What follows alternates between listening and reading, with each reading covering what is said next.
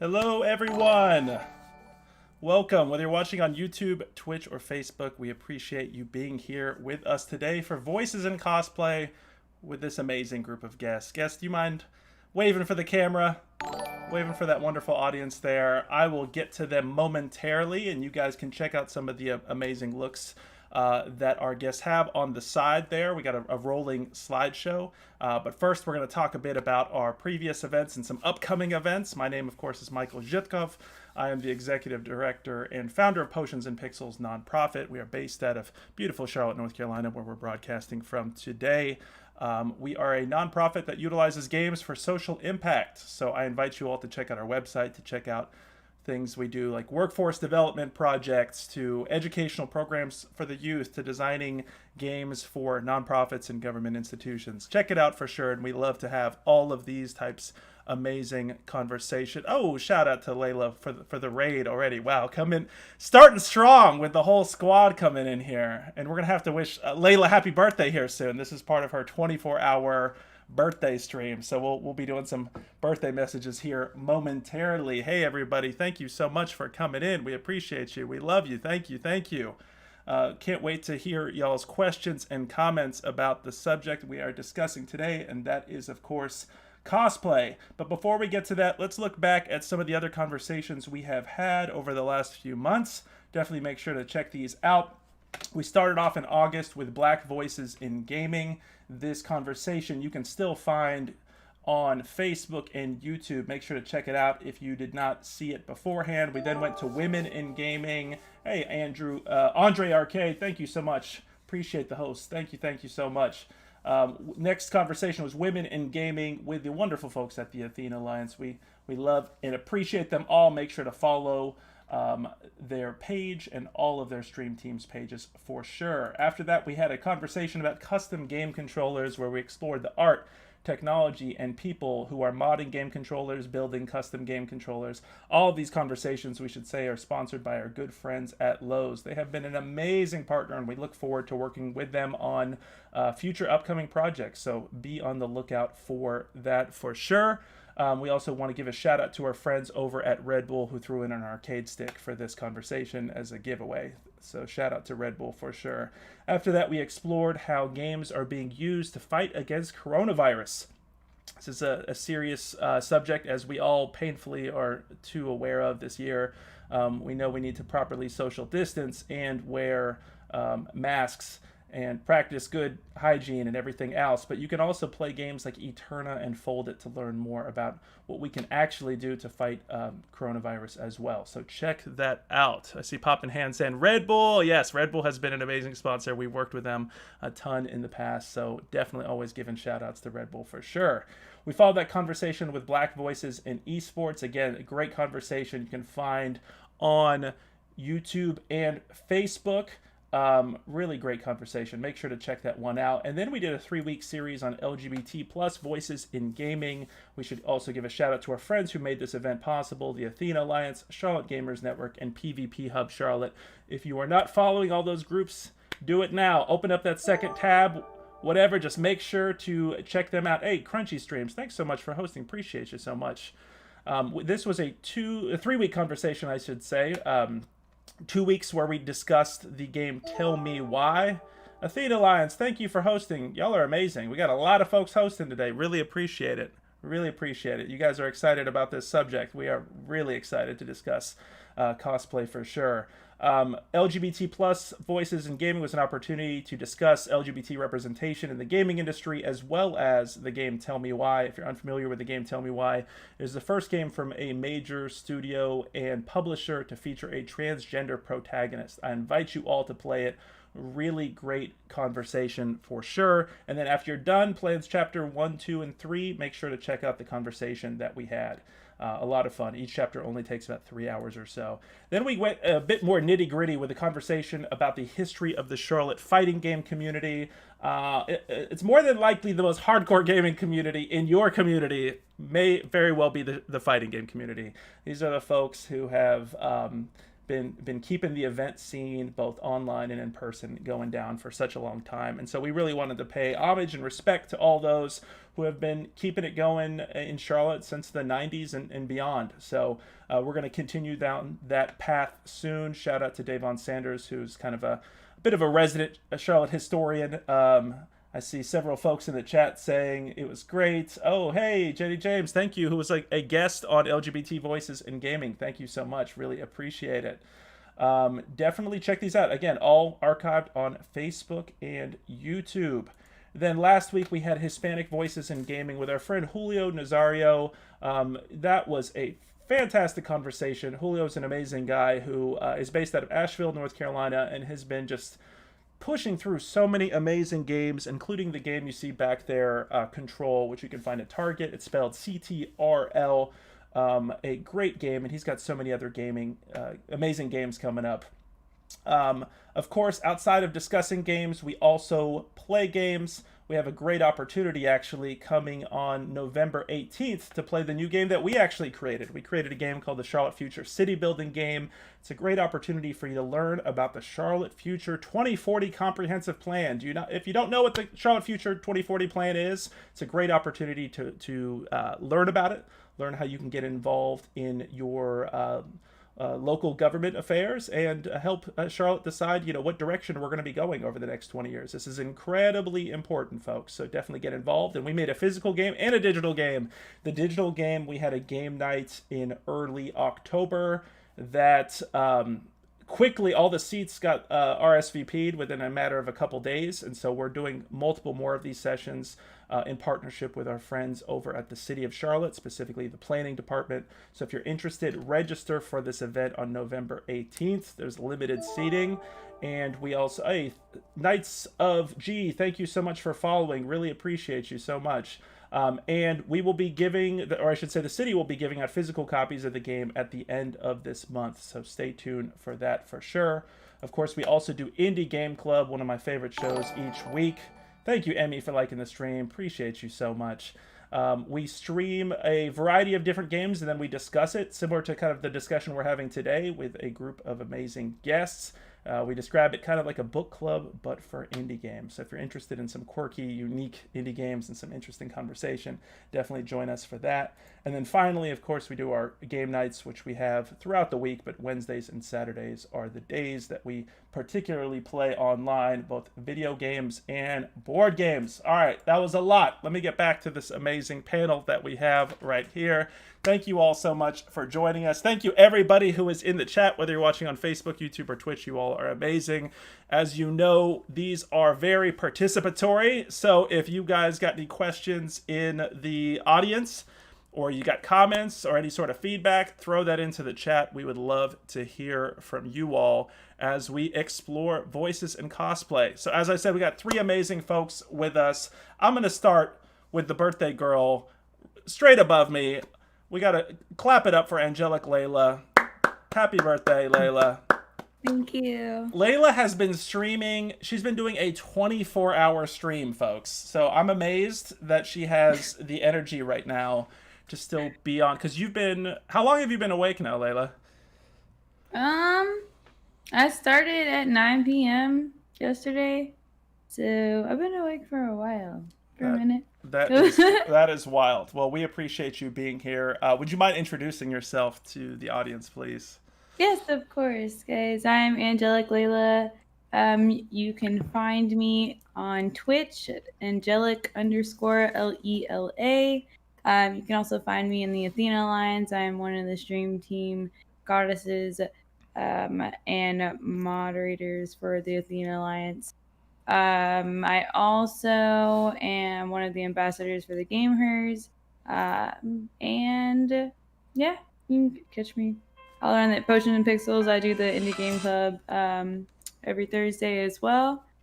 So yeah, and I'm doing my 24-hour birthday stream. Also, I'm doing 25% of my donations go to the suicide prevention hotline or landline. So that's kind of what I'm doing right now. That's really awesome of you. And we should say that, speaking of your charity streaming, that you were recently nominated for an award. You want to tell everybody about that? I was nominated for an award. I was nominated for a streamer raised charity funds for the Gamers Awards.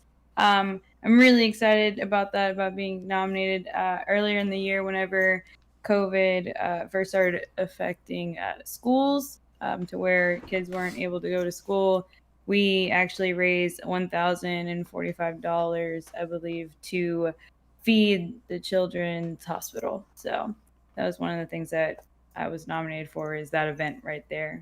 That's awesome. That is very cool. And I know the Athena Alliance has been plugging all of y'all's various Yes. nominations, because your whole squad has a ton of nominations. So Yes. I see Athena Alliance is in the Twitch chat right now. Maybe if you don't mind dropping that link. If our bot isn't our bot's pretty bad about cutting down on cracking down on URLs and stuff like that. So maybe you can send that to me directly, Emmy, and I can get that on here. But thank you, Layla, for being here. Let's clap it up as we always do for each of our guests. All right, next we have FemmeFoxFatale. FemmeFox, can you introduce yourself to everyone, please? Oh yeah, I'm FemmeFoxFatale.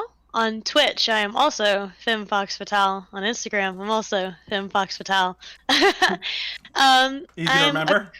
Yeah, right? I'm co-founder for the Athena Alliance. I'm also co-owner of XR VR, which is a VR entertainment, little mobile trailer situation. Yeah. Streamer by day, learning IT by night. Kind of like your jack of all trades type of streamer. Mostly retro right now. Big retro streamer. I love Sierra games. What's up? Yeah. That's what I'm about over really here. Cool. I've been loving watching. You've been doing some good retro stuff, and it's been a trip down memory lane seeing a lot of the 90s games you've been covering lately. Yeah, I really enjoy it. My favorite question is, how old are you? Because I'm playing a lot of these. That people ask you that question? Yeah, a lot, like every stream. How old are you? Because I go over like King's Quest and Sierra games, and like the rise and fall of like New World Computing, which was the developer for the Might and Magic series, and all those types of stuff. And they're like, how old are you? You were 5 when New World Computing went down, weren't you? It's like, yeah. That's awesome. That's a cool way to connect with folks too. We can have a whole conversation about that, because I'm a diehard Heroes of Might and Magic fan. So we should definitely talk about that. Smart. I got you. Awesome. Well, thank you for being here, FemmeFox. Let's clap it up for FemmeFox. Appreciate you being here so much. And finally, we have Mystic Titaness. Mystic, can you introduce yourself, please? Hi, guys. So I'm Mystic Titaness. You can find me on Twitch, Instagram, or YouTube as all Mystic Titaness. I do a little bit of streaming on Twitch, but I haven't been doing it as much because I am going to be converting to making YouTube videos. I think it's a lot more interesting, I guess, just to be able to go in and be creative on it. But I've been doing cosplaying as well, and since my schedule has been a little hectic because of work, I've just been trying to play different games here and there. So I'm playing a lot more variety games, but I'll be streaming and playing some more stuff on videos too here pretty soon. Love it. Yeah, I'm excited about your transition to YouTube. It's a whole different game, right? I mean, it feels differently. When I started doing this just a few months ago, when we started this program, being on Twitch, I was like, oh man, doing things live. I was pretty scared about it, to be honest. Like, what if you say the wrong thing? What if something happens wrong? And of course, things are going to happen wrong, but you just got to kind of roll with it. But yeah, I'm curious to see how things go for you on YouTube. I'm sure it's going to be great, and definitely share the links with us so we can get the word out. I will. Awesome. Well, let's clap it up for Mystic Titaness. Thank you so much for being here. We really appreciate it. Awesome. Well, as you all can see, for those who are watching right now, you can see not only do we have our amazing guest here, but we have some amazing photos, thanks to each of our guests for providing these amazing shots. And so we're going to kind of break down some of these looks. But first, I wanted to ask you all about what started your path down the road to cosplay. How long have each of you been doing this? And what inspired you to get involved? I'll let that be for anyone who wants to jump in first, and then we can kind of roll with it from there. Yeah. I guess I can go Yeah, ahead. please. I remember exactly the first time I cosplayed. I was a freshman in college, and I actually found the Charlotte comic book convention like as an ad in the newspaper in Rock Hill. Mm. And saw they were having like a comic book convention. I was like, okay, that sounds kind of cool. Never been to one. Was this And I Heroes Con went. or the one in Concord? This was the one in Concord, which Mhm. at the time was in downtown Charlotte in the Crown Point Plaza Hotel. Gotcha. So this was about 10 years ago. Gotcha. Cool. And I went, and it was exciting, and there was all kind of cool stuff and comic books and the swag. But there was like nobody in costume, so I was like, well, I'm gonna put on a costume. Yeah. So the second time that I went as I bought like a slave Leia costume, like in a bag, Yeah. and I just went, and I was excited but nervous because like I was the only one dressed up. But then like when I went the third time, there was like a few more people dressed up. And I was like real excited. And then the next time there's more people dressed up. And the next time they decided to have like a cosplay like contest after that. And I was really excited. And the guys who run it, Rick and Dave, I was like so humbled because they're like, no one dressed up until you started dressing up. And I was like, oh, you That's guys, awesome. thank you so much. Because I just thought it was a costume, but then like I looked into it and then figured out that the term was like cosplay and that there was like an art to it and that you could be like super creative with the costuming. And like people, like I just started looking into people like Yaya Han and like how they kind of pushed the limit on really what it meant to do costuming, especially for the convention scene, like at anime cons and stuff, where people go like they get into crossplay, they get into Yeah. like gender bent crossplays, they get into like it turns into like even like a whole fashion show after hours where people are taking cosplays and mixing them with all kind of crazy stuff. And those type of like anime convention like after parties got me like super into it because I really liked the fashion aspect that was to it, Yeah. because I've always loved fashion, and then seeing how people like took characters and then twisted them and made them like cool was super, like I just got absorbed in it. Yeah. That's awesome. And then after that, you were hooked. Was it an immediate like obsession, or was it like a slow burn kind of thing? Oh, it's like immediate obsession. Because like I said, I Yeah. loved fashion, so to me the costuming was like just another form of like fashion. And then I would get to the point where I would take pieces of my costumes or my cosplays and then I would just integrate it into like my everyday wear. Yeah. And I really enjoyed that aspect of it. So that's how I like really got obsessed, was like, how can I make this cosplay into something that I can wear in public and get away with it? So Yeah. that I really, really liked. I love it. Mystic, how about you? I see also I voted in the Gamers Awards for you for Cosplayer of the Year. Congratulations for that nomination as well. How long have you been involved in cosplay? I know you've been doing it a lot, especially lately. You've been doing is it weekly or almost weekly that you've been doing brand new looks, or how has that been So working? it was weekly, and Yeah. then I slowed down because I had surgery recently, Mm. and so I wanted to recover before getting back into it. But I'm just gonna slow down altogether because I'm also trying to, I guess, space out my making videos and to make and doing cosplay at the same time. And plus, that time of year where everybody's buying costumes for Halloween, it's a lot harder for me to get some type of makeup or some paints and stuff right now. So I just slowed down a little bit. Sure.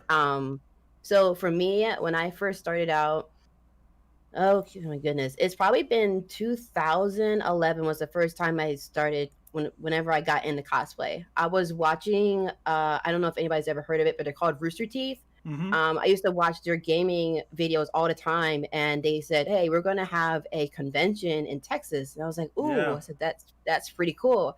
And actually, Layla was with me at that time. Yeah, where Yeah, is it? That's RTX, right? Yeah, Is that San Antonio or where is that at? it was in Austin. Austin. Yeah. Okay. Yeah. And so I was like, oh, I said, this is something I can get into. And when I was looking up what really conventions were, because at the time I didn't know what they really were, I saw people wearing costumes. And I was like, oh my gosh, this is amazing. And at that time too, I was doing a lot of art stuff. So I was always drawing and working with clay. So with that skill I had, I went ahead and decided to be Midna from Legend of Zelda Twilight Princess, and it was awesome. So, and just having that attention was just so nice when I went down to that convention, and that's where it all started. And I hopped back on here with the cosplays recently because I saw that picture. I went back in time to see that picture. I was like, okay, I said, this works out so well. Let me go ahead and try to get back into it again. And then also I was working with Adobe a little bit, and I thought it'd be a lot of fun to like incorporate the two together. And so yeah, because we're seeing some of your pictures here popping up, show some special effects and things like that. Yeah, I'm trying to photo there. Yeah, I'm trying to work with it a little bit, not trying to do too much, but I thought it'd be a lot of fun because I'm getting back into editing and stuff. So, yep. So now I'm just slowly working in the cosplay again, as much as I can, and posting here and there. That's awesome. That is really cool. Layla, how about you? What was the first time you got into it, and what inspired you to do so? So the first time that I can remember that I did an actual cosplay was I went to A-Kon in Dallas. It was like right after I moved to Texas. And I'd been working at GameStop for a while, and I was like, you know what? I'm going to go to like one of these conventions actually for once. And I went and I dressed up as Sheva Almar because it was after I got her tattoo. I was like, obviously, I'm going to dress up as Sheva. And when I went, they also had a 24-hour gaming lounge at the convention, which was awesome because I spent a lot of time over there. And it was like the same thing. Like the first day I was Sheva, then the next day I was, I think, Jade from Mortal Kombat, and then the last day, like, which is like the chill day, I was just a Leaf Ninja. Like I just had like the headband and like some camo shorts and just like had that ninja aesthetic going on because that's like the shorter days of the conventions, are usually Sundays, or that last day. And I same thing, like I had people wanting to take pictures of like with me and just like, oh, you're cool, like what do you like? And like my first experience of A-Kon was I was going to the hotel, and everyone in the lobby, like someone started singing the theme song of Pokemon, and the entire lobby started singing it, and I was like, this is where I want to be, right here. Like, and so like that was when I first got interested in cosplaying. And then like Amber said, we went to RTX together, and Amber like killed that Midna cosplay. Awesome. Like she did her freaking makeup and everything. We need a photo of that. Yeah, where's that Mystic? We have it somewhere. Yeah, I think I was. We gotta get it from the archives. Yeah, for sure. And then Amber killed that Midna cosplay. But yeah, it was I think that was whenever I really started. And then from there, like, I won't say that I rushed into it, like, because I didn't. I actually was one of those people who were, I guess, nervous about going into the cosplay as an African American woman because it wasn't like so accepted back then whenever we first started. Everyone was like, well, you don't look like that character, like that was like when I wanted to get into it. I was worried about like, okay, well, I need to find, someone with my skin color to cosplay as. And that's what kind of made me nervous about going into it and like diving into it. It wasn't until recently that, I was doing more modeling and doing more pictures, but I really wanted to get into the cosplay.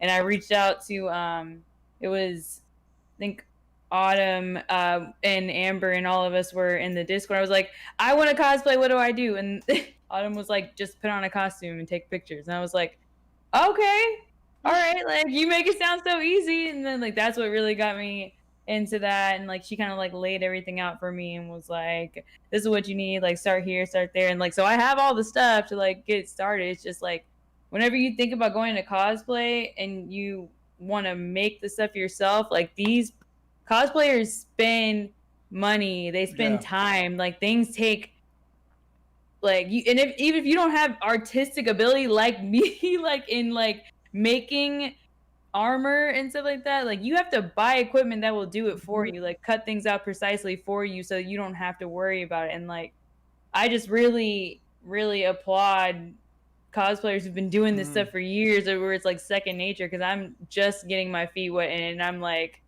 this is not perfect. I want it to be perfect. Like it takes time and patience and practice. So unless you're gonna just buy, you just buy your outfits or whatnot on like Amazon or something like that. But it creating all that stuff is hard. It Yeah. really is. Like it's Mhm. not to be slept on at all. Yeah, which makes me curious. A lot of the stuff you all said here, I'm curious about like what inspires you to go for a specific look. I mean, Layla, you said, for example, when you were getting into it, kind of, I guess there was a perception that you had to play like, or you had to cosplay as like a black character from a game or show or whatnot. But FemmeFox, as you were saying, like now we're seeing all sorts of kind of gender mixed looks, remixes of different looks, combinations of different looks, completely original looks.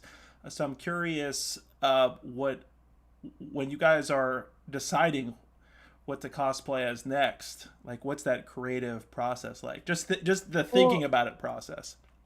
Well, me now, I don't care. Like but because I've gotten, more comfortable, and I've been around a lot more positive people who are encouraging and uplifting and motivating. You think that's the So scene, or is now, that more so you and just getting older and just wiser? What is it? no, Athena. No, Athena. Like, Athena, okay. like Athena, like, I always talk about like how I wasn't in like the best place whenever I first went into Athena, and like Athena's been my rock since I've been part of it. So they've been really motivating, and my girls that like just support me and keep me going on days that it's hard to keep going, better keep busting my butt, keep staying focused.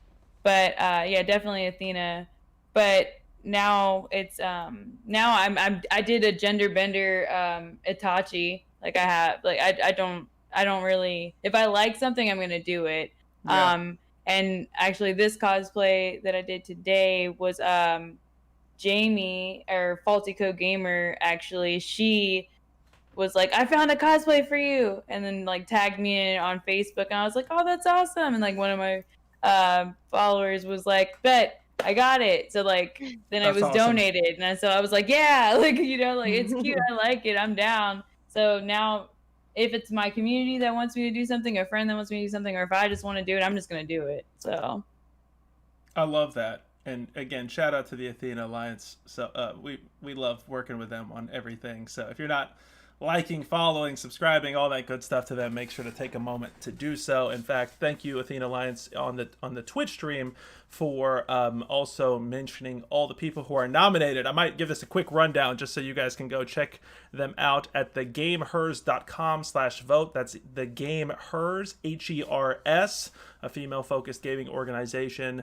We have Lexi the Noob nominated for Twitch Stream of the Year, Spooky Dokes for Facebook Stream of the Year, as well as Lil Chaos Gaming, who's also nominated for Facebook Stream of the Year, Angelic Lela nominated for Charity Raised Funds, and the Athena Alliance for the best gaming community under the community category. And of course, as we said before, Mystic is nominated for Cosplayer of the Year. So take a little bit of time to make sure to vote for all of them. I know they would definitely appreciate it.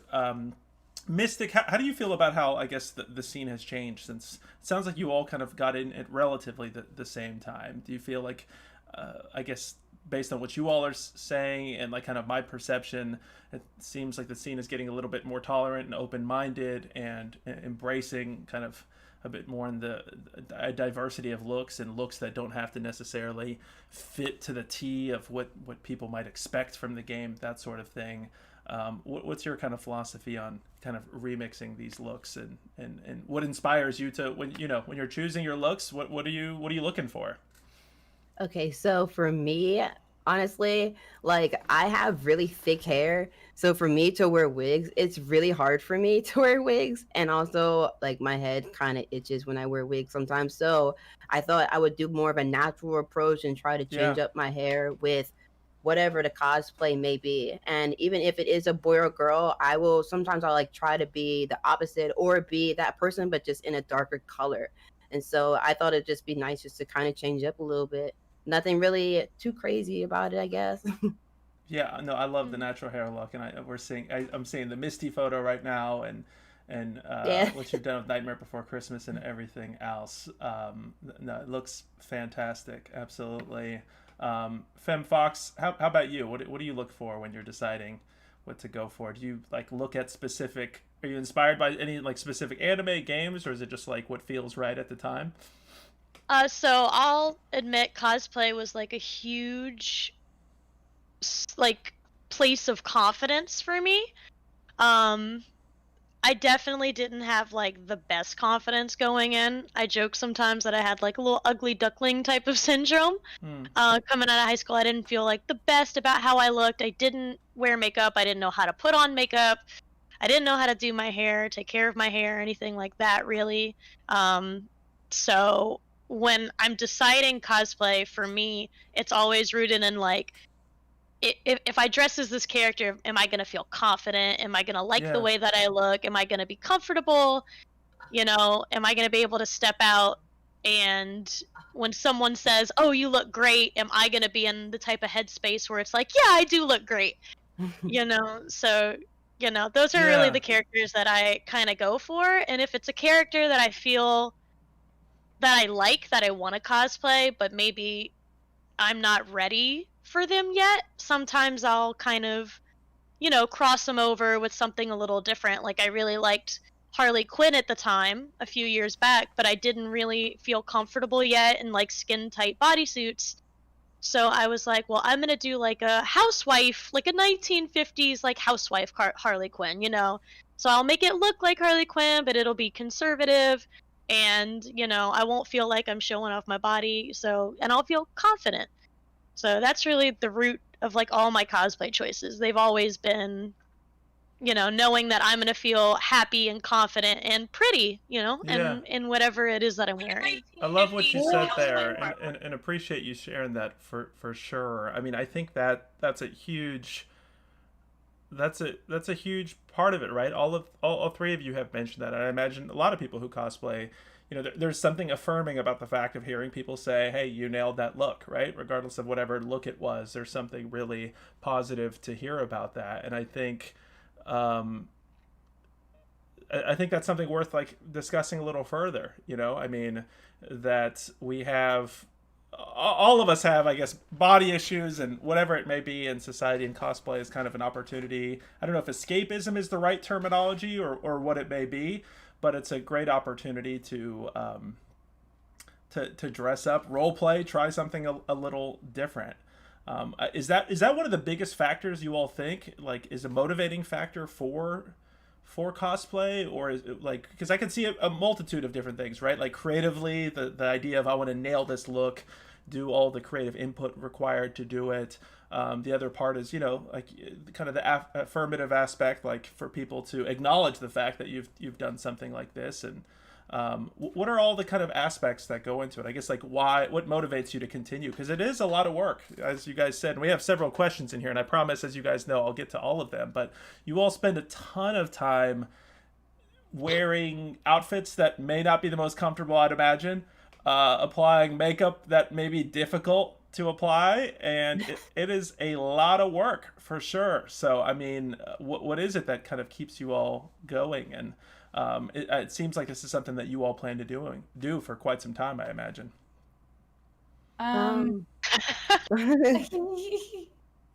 Yes, Go you ahead. go. No, you can go ahead. I'd say like for me, it's how do I explain this? So whenever I think about a character that I want to do, I look at it. I look for, I think, attitude. For me, does my personality fit that character? Just because I want to feel comfortable as that character. You know, it's usually somebody that I like or somebody that, you know, I don't know, anime that I've watched or a game or something like that. Because I know that character and I'm just like, can I see myself being that character, like, and being like on point, like how you were saying, like, can I portray the best of that character? Can I nail that?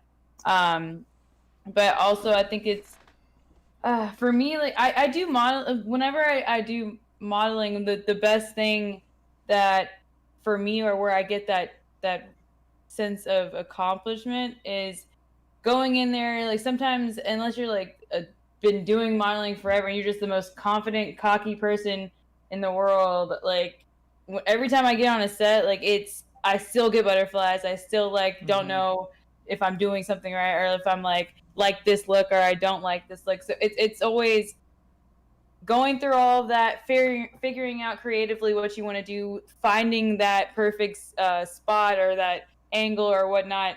And then after everything's over and the pictures are done, you look at the final product and you're just like, wow, like these look amazing. Like these look way better than I thought, they were going to look while I was going through the whole process, So it's like, for me, it's that final product of, man, like, that looks amazing. Like, that looks great. And I think that's just, for me, it makes me feel good, because it's like, that's me. Like, that's me over there, like, in those pictures.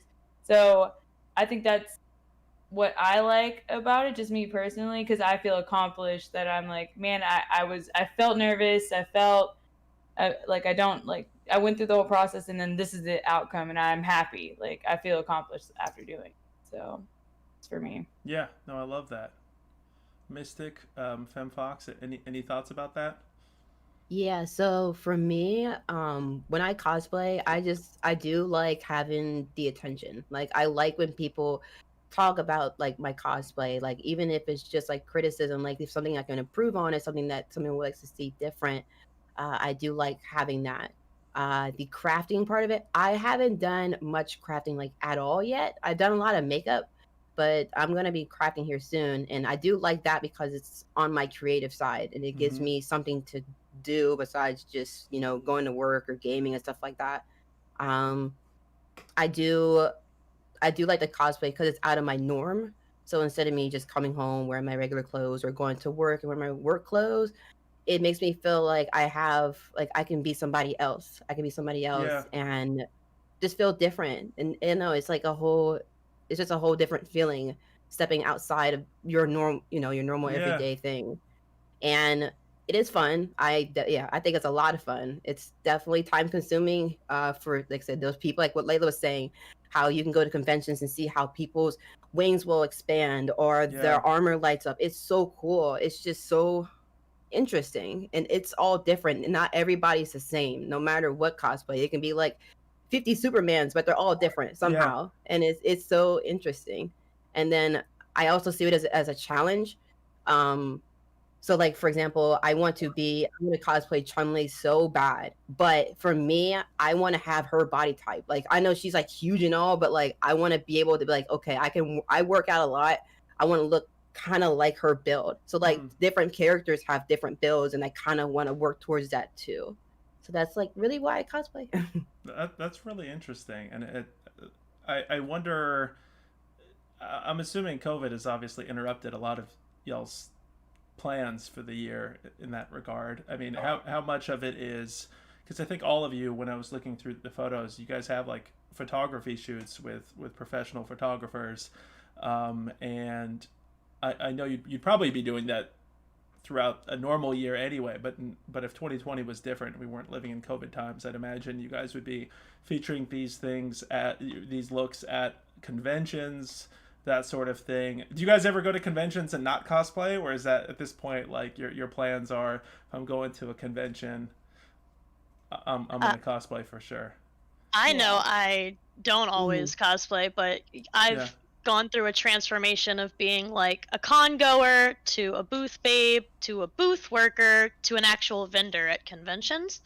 So my rule of thumb is typically, if it's a 1-day con, definitely cosplay. If it's a 2-day con, Sundays for the Lord, Yeah. So I don't cosplay on Sundays if I go to 3-day cons, just as like a comfort thing. And then like, Friday is for flats and Saturday is for heels, and I have cosplay game plans, I'd say, as far as cons. That's a good approach. For the foreseeable future, because because there actually was a con recently in South Carolina. I want to say there was in August. We were extra, we took precautions and whatnot, but we had to go as vendors to make our money. But that was definitely one where I didn't cosplay, because cosplay can be very elaborate and sometimes very skin exposing. And during these types of times, when I'm a vendor, if I'm going to see myself at cons, it's best, I think, to be conservative and take safety first. I got a question about that. We talked about how you obviously appreciate a nice compliment, all of you, but can we talk, I guess, a bit about positive etiquette for those who are watching and want to know like what to say in order to, not make a cosplayer feel like uncomfortable? Have you guys heard, I guess, things that were inappropriate? I guess not to go into too much detail on that, but I guess do you have some advice for people who want to be appreciative but might come off a little creepy, for lack of a better term? I'll always ask for permission. Can you elaborate on that, just so people know? I just want to spell it out a bit for the audience. We like to do that on here. If it is not yours and it is not attached to you, do not touch and ask permission before. Yes. If you have to touch, just ask. Yeah. Yeah. Or take photos. That's that. Yeah. Is that a constant issue? Like, can you guys like give like a sense of how often you deal with that? I mean, is that something that you've seen get better over time, or just kind of, I guess, just to better understand what that is? Are you saying like literally people are coming up to you and just like touching you inappropriately or taking a photo without asking you, sort of thing? In my experience, like people touching me has gotten better. But not like taking pictures. So far, every time I've been dressed up at a con, I've always had people take pictures of me without my permission. What do you mean by that? It's not like a far away shot. It's like they just kind of like run up in front of you, sort of thing, or what's the appropriate thing to do? I guess in a situation where somebody wants to take a photo of you, whether they're with you, I guess, in the photo or not. What should they be doing? Just asking. Yeah. Hey, can I take a picture of you? If a cosplayer is not okay with it, they'll say no.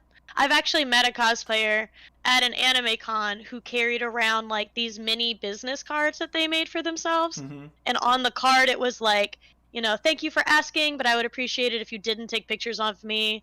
And then on the opposite side it was like, if you want to see professional photos taken of my cosplay, here's my social media. So I've seen that done before as well. That's cool. But yeah, always ask permission, because not everybody's okay with being photographed, and like some people like me, I'm very finicky about like how I have people take pictures of me. Yeah, that's a good point. I've had people take pictures of me from behind before while I'm in, let's say, like a bunny suit, and I don't think that's appropriate, for me to let a stranger have, certain angles of me on their cell phone. So yeah, it's all about asking for permission. Hey, can I take a picture with you? Can I be in the picture? Could you do this pose in this picture? Like, it's just, it's manners. Typically, I think for most of us, if we're in cosplay, we're gonna be flattered if you ask us. Sure.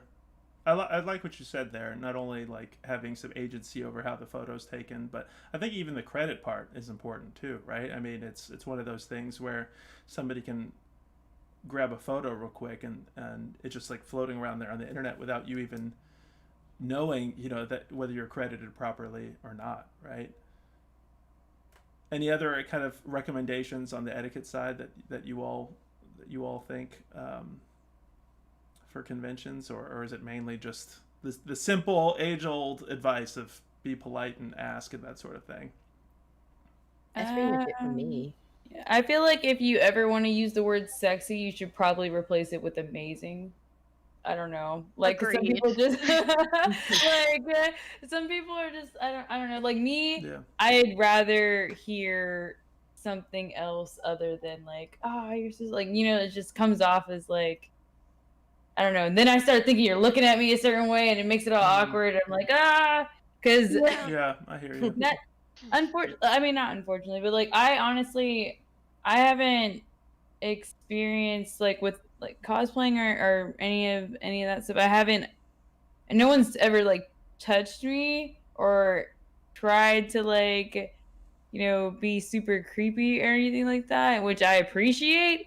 But it does suck that people really think that it's okay to just do those things to people, because I don't know if it's, I don't know. I don't deal with any of that. Like, I think my demeanor is like, don't try it. So like people don't usually make it that far, because I already have like my face a certain way, I guess. But it's pretty much just like, we're people. Like, we're not Barbie dolls like up in a freaking sealed box that you can just, you know, like, we're people, we're humans, we want to be treated like people. Like, I love it when people come up to me and they're just like, hey, oh my gosh, like, can I take a picture with you? Or, hey, what made you want to do that? Or, like, you have a normal conversation with me like I'm a normal person, because I am. Like, you don't have to do all that creepy stuff. It just makes me, I don't understand it personally, like, so it's hard for me to be like, I don't know why people do that, because I can't think that way. Yeah. But we just want to be treated like people. Of course. Is the reaction any different that you all receive for positive or ill online versus in person at conventions? Have you guys noticed different reactions? Are people more like outspoken in one environment versus the other? On the internet, I mean, people say anything, but if you're in Yeah. person, I never really heard anything bad, and if they do, it's probably, you know, in their mind, but that's it. Yeah. But nothing too crazy on the internet, really. Gotcha. Yeah, I'm with you. I've had too much crazy on the internet. I mean, I've experienced some toxicity inside the cosplay community itself before. Because right at the beginning, when I was starting to cosplay, I went ahead and decided that I was going to start competing at some of the lower levels. You know, and sometimes that can get, you know, sometimes people can be kind of nasty.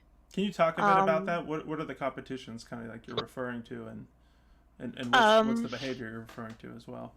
Especially, I would say in cosplay competitions where everybody's kind of grouped in together by age and not so much by skill level.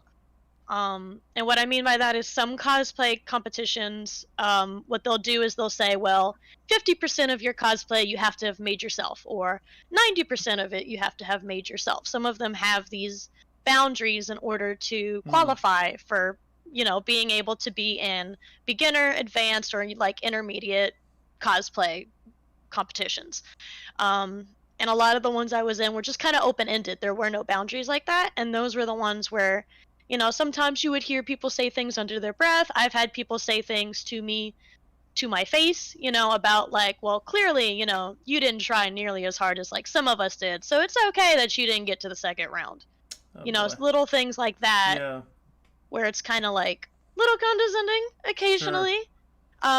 You know, and I've heard girls say ugly things about other girls, about like, oh, well, you can tell that all she did was spray paint her shoes, or, you know, things like little nitpicky things like that, where it's like, you know, it comes across as like really nasty. In the community, especially when it's like, you know, I understand that some cosplayers really do put in the work and really do hand make their things.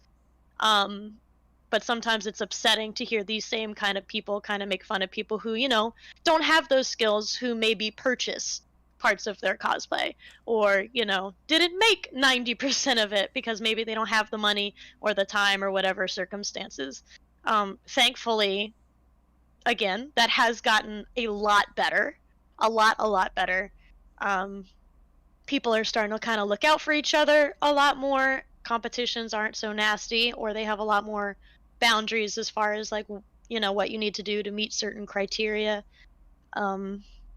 So that's really where I've seen the most kind of nasty comments. I haven't seen too much online, which is very strange. Like, online I've had a lot of positive feedback, and then on the con floor is sometimes where I hear the nasty comments. Even if they're not so much towards me, I definitely kind of hear them towards others. But as a community, I would say, especially in the Charlotte area, things have gotten a lot better, where it's kind of like, you know, we stick up for each other, we're friends. You know, we don't let people talk like that about each other anymore. And it's definitely unacceptable, you know, for judges or for other people to hear you talking like that when you're trying to compete. Yeah, and I'd hope to hear. I mean, that one of the reasons we love going to these conventions and these places is we feel like we kind of fit in more. I know, Layla, you were talking about what the convention where they were singing the Pokemon theme song, that sort of thing, and feeling at home. Yeah. I know, like, MagFest is one of my favorite conventions to go to each year. Shout out to MagFest. Of course, unfortunately, it's canceled for January, unfortunately, or I guess fortunately considering things, but you know what I mean. But I'm curious for you all. I guess also with Mystic and Layla, when you guys were talking about not only, I guess, early on the challenges of being like a black female cosplayer, but Mystic also talking about going for looks where you can have, you know, natural hair look, that sort of thing. Have you guys experienced any issues with like remarks or reactions in the past where somebody was like, oh well, you know, you have to be this to dress this way, or that? Have you guys overall, I guess, what's your assessment of the scene right now? Is the tolerance level, are we seing things going in the right direction in that regard? I feel like, yeah, I definitely think so.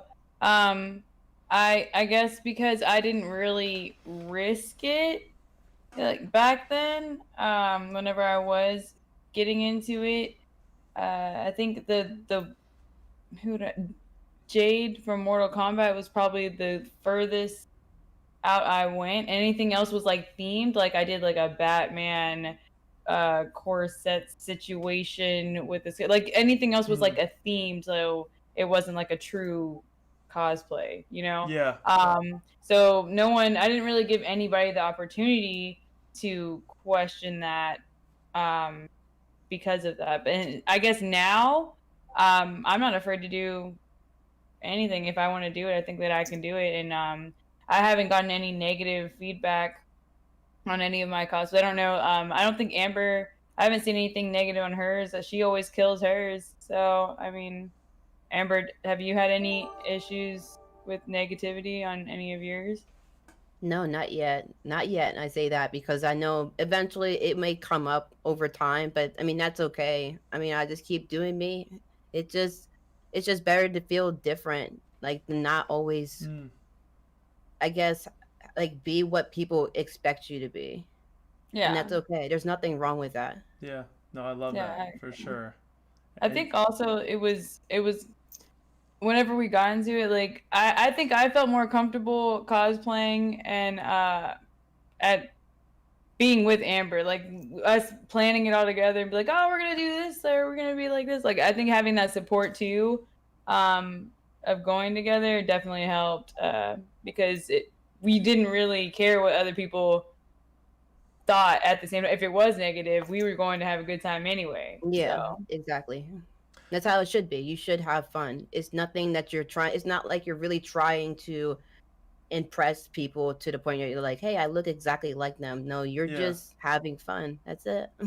I love that. And shout out to What the Front for following. Really appreciate you. How overall supportive? I know, Fem, you were saying, like, you know, obviously in the competitive scene, you could start seeing a bit of a vicious side of the competitive cosplayers come out, unfortunately. But how supportive has it been overall? Have you guys had like kind of mentors in the scene that have helped guide you throughout? Has it been like, you know, a friend that you can directly talk to, or has it more so been like YouTube videos and I guess kind of like celebrity cosplayers that you have looked to? Where do you kind of go to for, I guess, that kind of community support and inspiration? I go to the con floor.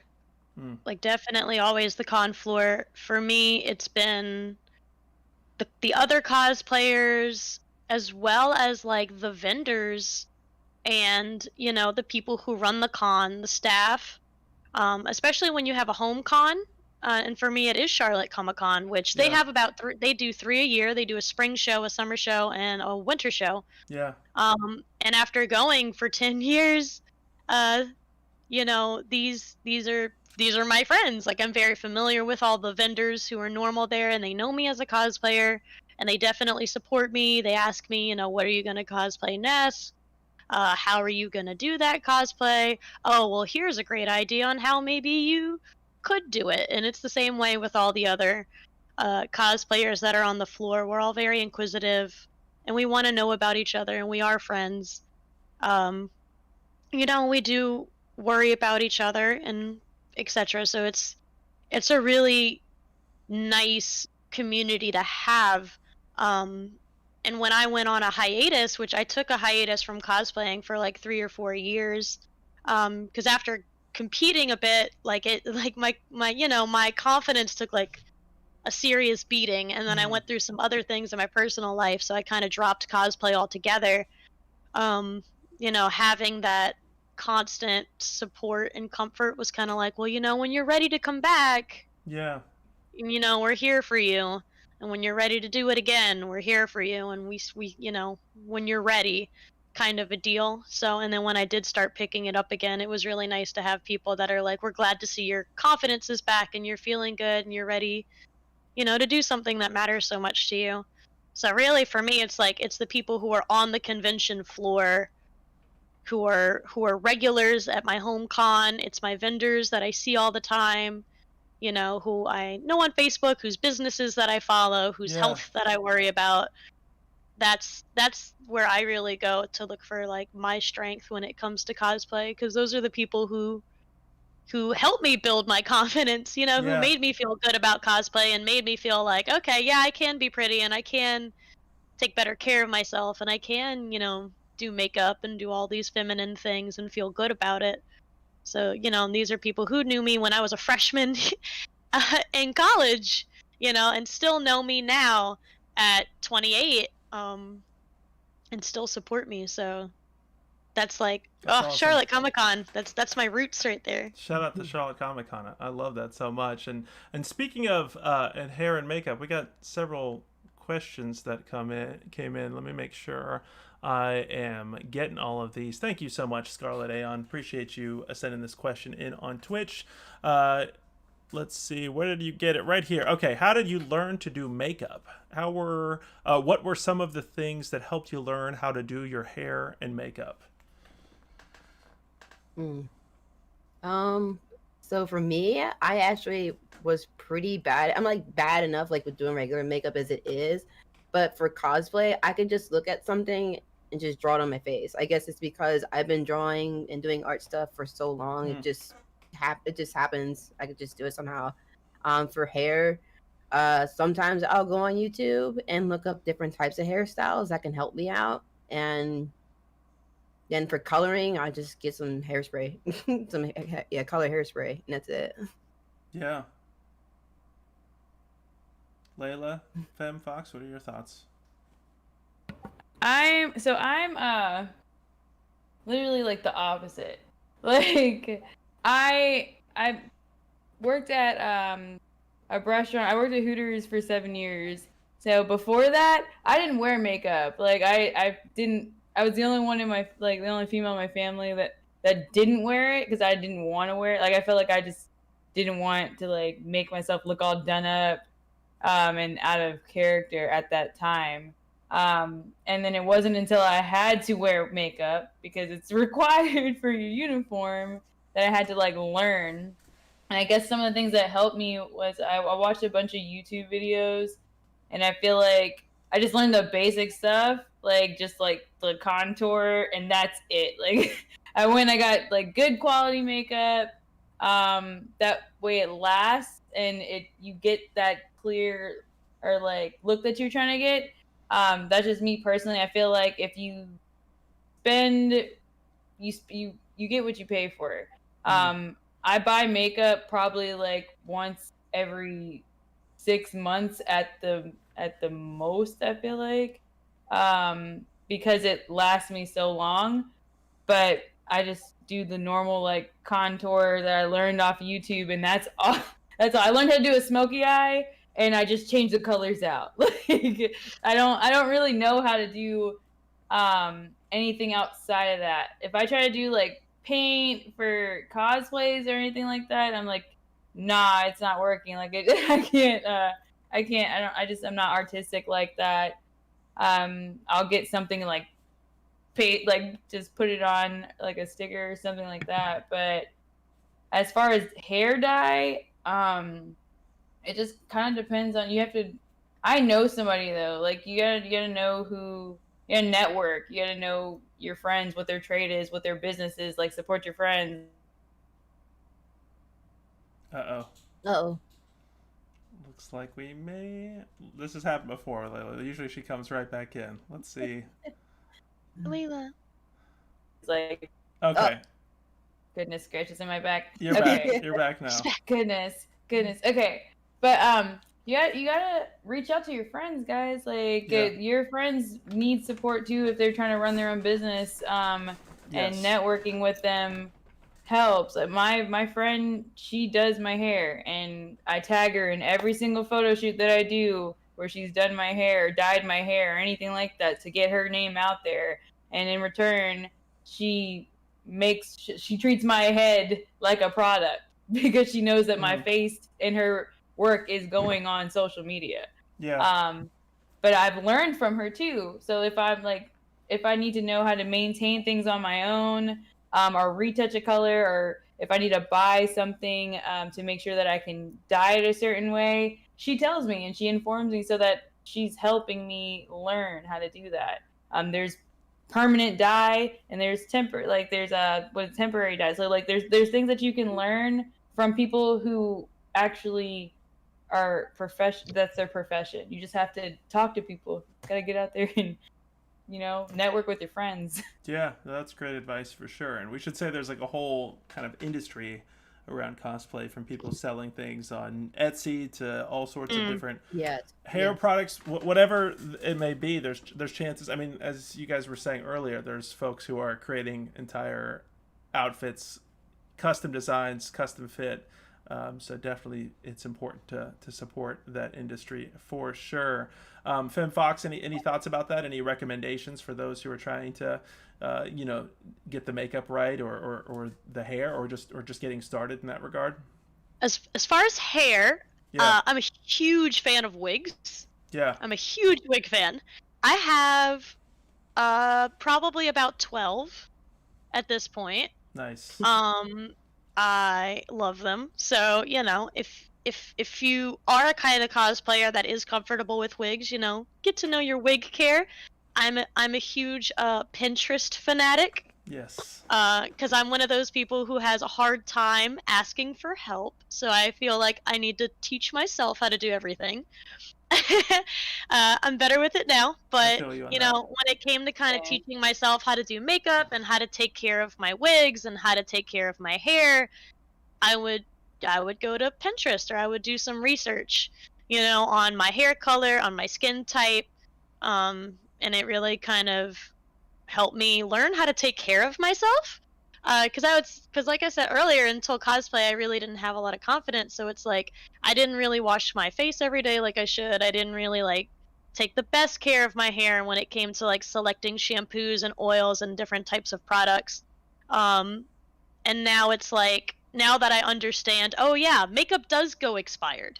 I should look out for that. Oh yeah, I can fry my skin and fry my hair from hot showers. And these were all things that I learned just a freshman, sophomore in college, because I started cosplaying, because I wanted to be these characters better. So I just did more research into how to just take care of myself, and I just kind of never stopped learning, because I've, like I said, I've always been a fan of fashion, and I loved Vogue magazine, and I loved looking at these experimental types of makeup that people were doing, and how do I turn my eyebrows green? I want to do that. I want it to match my hair. So yeah, it's just from the point of view of someone who's just determined to do it on your own. The information is out there. Definitely, do your research, make yourself some Pinterest folders, and don't believe in the snake oil all the time. Definitely try different things, see what works out for you. Not all makeup is good for everybody. Some people, certain makeups aren't so good for your skin, certain cleansers aren't good for your skin. I picked up the Ipsy bag, which is great. I swear I'm not sponsored, but that's kind of how I learned about makeup and what makeup is good for me and what brands are good for me, what, what makes me break out, what doesn't make me break out. Research is so important because, I dare say a good portion of cosplay is self-care, because you want to look your best and you want to feel your best. And that does mean taking care of yourself. Yeah, no, I love that for sure. And also thank you, Zeldin Fairies, for hosting. Appreciate you very much. No, I love that aspect, and it's great to hear that, because it sounds like all y'all's journeys in cosplay has resulted in you just feeling better, happier about yourselves, and I guess overall more confident. That's really great to hear. When you try to capture those looks, I know all of you have been posting stuff that's been, I assume all of it done by professional photographers. If it's not a professional photographer, I tell that person they need to be a professional photographer, because all of these shots look amazing. Mystic, I see you, saying no there. I was gonna say your shots definitely look like they're a professional photographer. Who's doing your shots? That was gonna be my next question. What do you guys look for when working with photographers? What's that whole experience like? How'd you connect with the photographers? Mystic, you want to start off? I'm curious who does your shots. I actually do them. Really? I don't have a photographer. I Wow. just try to, like, I have a camera. I do have, I think it's just a Sony A6000. I use that sometimes, but not very much. So actually, I use my phone. Really? I use my good old phone. Yeah. How do you get it? Like, you just time it? Like, time the shots? Like, how are you doing that? I actually have, hold on a second.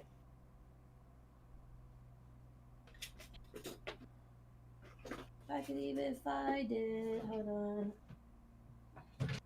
Andre Arcade is saying Mystic needs a tripod sponsorship.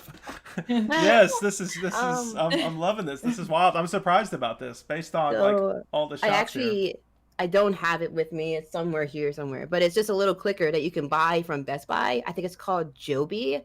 And the little clicker, you just hook it up Bluetooth to your phone and just stand anywhere you want, click it, and then it'll take the picture for you. Wow. So a lot of my shots, I'm actually holding something, or sometimes I'll have my husband just click it for me if I have to be far away. Yeah. But you're able to, like, that must require a lot of work, because, I'd imagine working with a photographer, typically they're able to tell you about the light, the shadows, everything, like how things are, if your hair is like falling down or whatnot. Like, I mean, I guess how many shots are you taking? Are you clicking that thing left and right to try to nail it to get the right shot? I do between about 50 to 100 just to pull out only like 4 pictures. And yeah, it is always something, like you said, like there'll be a hair sticking out, or a piece of string is somewhere, or the lighting's not right and I have to wait an hour. Like, I'm always trying to put all that into perspective. Or if the weather's crappy, I gotta wait till the weather is done. And it's a bunch. But yeah, so the only thing I use is my phone, and then I do use some apps to like try to brighten up some of the pictures. And then if it's anything like one of my pictures on here, for Raven, the floating effect, that was like the biggest one. I think I did the most was just remove the chair that was sitting under. And that was it. That was actually going to be one of my questions for you. I love that shot. I was wondering how you pulled that off. Yeah, I was just sitting on a stool and I just removed it Photoshop. So I'm actually thinking, now that I have that a little bit of skill to it, I'm going to do a lot more cosplays with characters that do the levitations or just jumping into the sky and stuff like that, because it's a lot of fun. But photography, I think that's pretty much all. Is just making sure I just have just those basics, just the lighting and no weather. no bad weather. Yes. And so I use my phone. Is the reason you go for that just so you can kind of like control? I imagine one of them is like photographers must be expensive as well for this type of thing. That's what I think. That's what I do. I like to save money, so I try to do my own stuff first. If it's something that I feel like a photographer can learn, I can learn it too. So I feel like I'm able to learn. I have a little bit of time to go on YouTube or to go anywhere and find some sources to try to do it on my own without having to pay a bunch of money. And so far it's working out okay. But if I really want a real professional shot with real nature, I might hire one, but I haven't done that yet. That's really cool that you've picked up all those skills throughout the process. It was cool, Layla, seeing some of the photos you posted recently. Not only did you post some of the fantasy shots, but it was cool to also show the photographer was in, I think, one or two of them. Hmm. So you actually got to see. There's video and people can find it. I believe it's on your Facebook page where you have like the blue smoke that is Oh like yes. launching up, as well as kind of the what do you call the not the firecracker, the The smoke bombs. and you had a sparkler too, I think, in Yeah, one of them, and the right? sparkler. Yeah, Yeah. smoke bombs. So what was Sparkler. that experience like with that shoot? How long ago Oh did you do all that? that was a couple. I want to say like 2 weeks ago, maybe. My days are all messed up, but it was so fun. That was my favorite shoot. That's my favorite That's shoot awesome. by far. Because I feel like, it's, I guess why I'm wanting to do more cosplay shoots and stuff, because I felt more myself and like comfortable Mm. doing that shoot, because I felt like it really fit me. Um, you know, other photo shoots that I've done like are modeling, you look a certain way, or the photographer has a certain vision that you like accommodate. Thankfully, I don't pay for my shoots. I get asked to go on shoots, so that helps How does me that out. work? I have your. As each of you guys talks, I'm going to show like all your like own photos in each of these moving forward, so you can also point to them if you want to. How does that work? Does the photographers, is it like a way for them to build their portfolio, that sort of thing? Right. So the thing that's cool is that a lot of people think that photographers cost a bunch of money, which, don't get me wrong, they do. But there are ways to, like, sometimes photographers are rebuilding another look, or like they want to do something else artistically, or they're wanting to build their portfolio in another type of aspect. So they will actually reach out to models and other photographers that network, or a photographer that may have worked with me might be talking to another photographer. They're like, oh, I really want to do something like this. Okay, well, here's this model that was on the shoot with me. So like they network. Like everything comes down to just networking. Like I obviously want to build up more looks, or like, get more experience in different things that I might not be comfortable with. So most of the time I'm gonna be like, yeah, sure, or that I'll get paid for my time, or whatever. But I want to do more stuff too. So it's like just networking in that aspect. I don't have to pay for my shoots, because it's like someone's wanting to grow somewhere, and I'm always down to grow and do and learn more stuff. So That's cool. Are these the folks you're working with? Like in this case, I see the credit at the bottom. I think it said can you tell us who that is? Melanie? Oh, Melanie. Yeah. Yes. So, Melanie is the one that I did the Halloween shoot with, or the witchy shoot with. I've also done another more natural, like fairy type shoot with her as well. I love working with her because she makes me feel comfortable, and she actually has really good ideas, or she like works with me. So I'm not really good with just the simple portrait look, or like the simple poses, or when I want to like climb in trees and stuff. That's my problem. My problem is I want to Yeah. like get up and do things like that I feel are more physically challenging, like to like get up in a spot that looks super cool. Like that's what I look for. I look for super unique places that I want to do stuff. So like sometimes when I'm working with a photographer who isn't like doesn't think that way, wants to do like some like poses on a staircase or whatnot, I don't feel like wild. I think that's what I want. I want to go do things that are unique. So just working with different photographers, I like working with her because she gets that. She gets my need to want to go do things that don't look basic. Like that tree photo where I'm sitting in that log situation. Getting up there in those heels was not I bet that was a challenge for sure. But I was down to do it. Like I was like, no, we got to get up on there. She's like, you don't want to like that? No, I need to get on top of that tree. So that's some commitment right there for sure. Yeah, it's a lot of fun. That's why, I do it, because it makes me feel It tames. It's like it's good for that wild side of what I want to capture in my pictures, and I think that's why I had the most fun doing that. And I can only imagine like when I start doing more cosplay shoots. There's actually a botanical garden, a Japanese garden that's over here in Fort Worth, and it like in the springtime it's full of freaking cherry blossoms, and I'm like, that's where I want to go. Just I want to go here, and I want to do some real nice like anime pictures or cosplay pictures out there. So that I have a lot of stuff that I'm excited about doing and looking forward to with that. So That's awesome.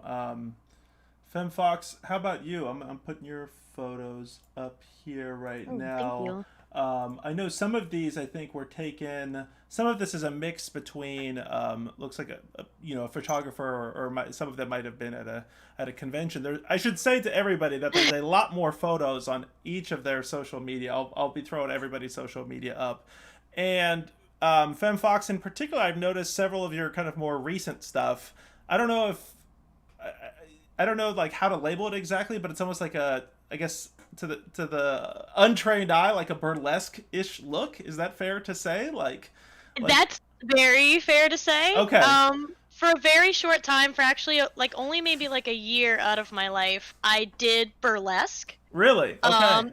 It was something that I That's really awesome. enjoyed. Yeah. I really liked. But then I was also at a turning point in my life where I really did want to work with young children.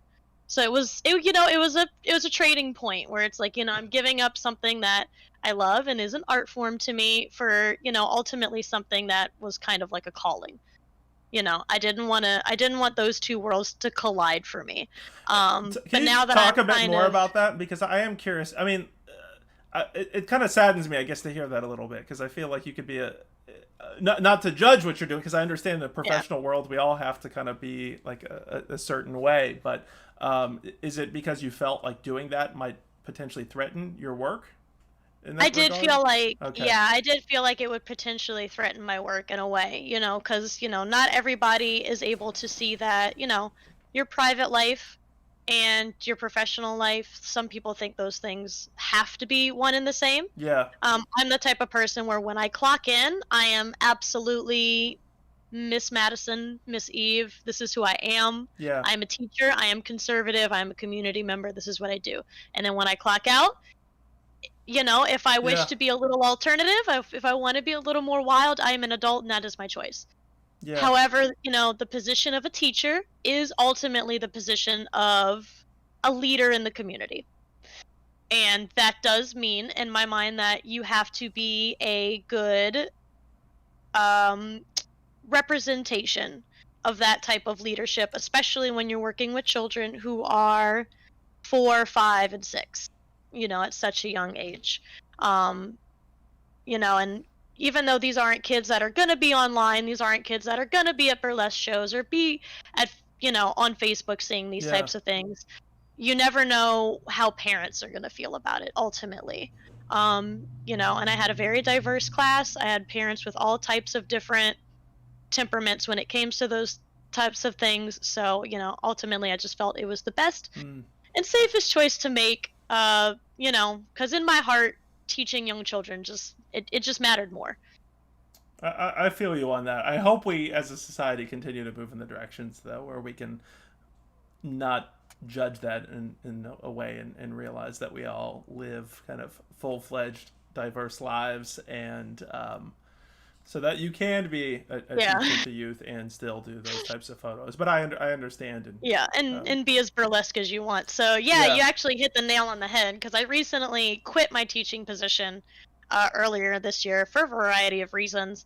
And in doing so, I feel like I've kind of been allowed to rediscover this side of myself.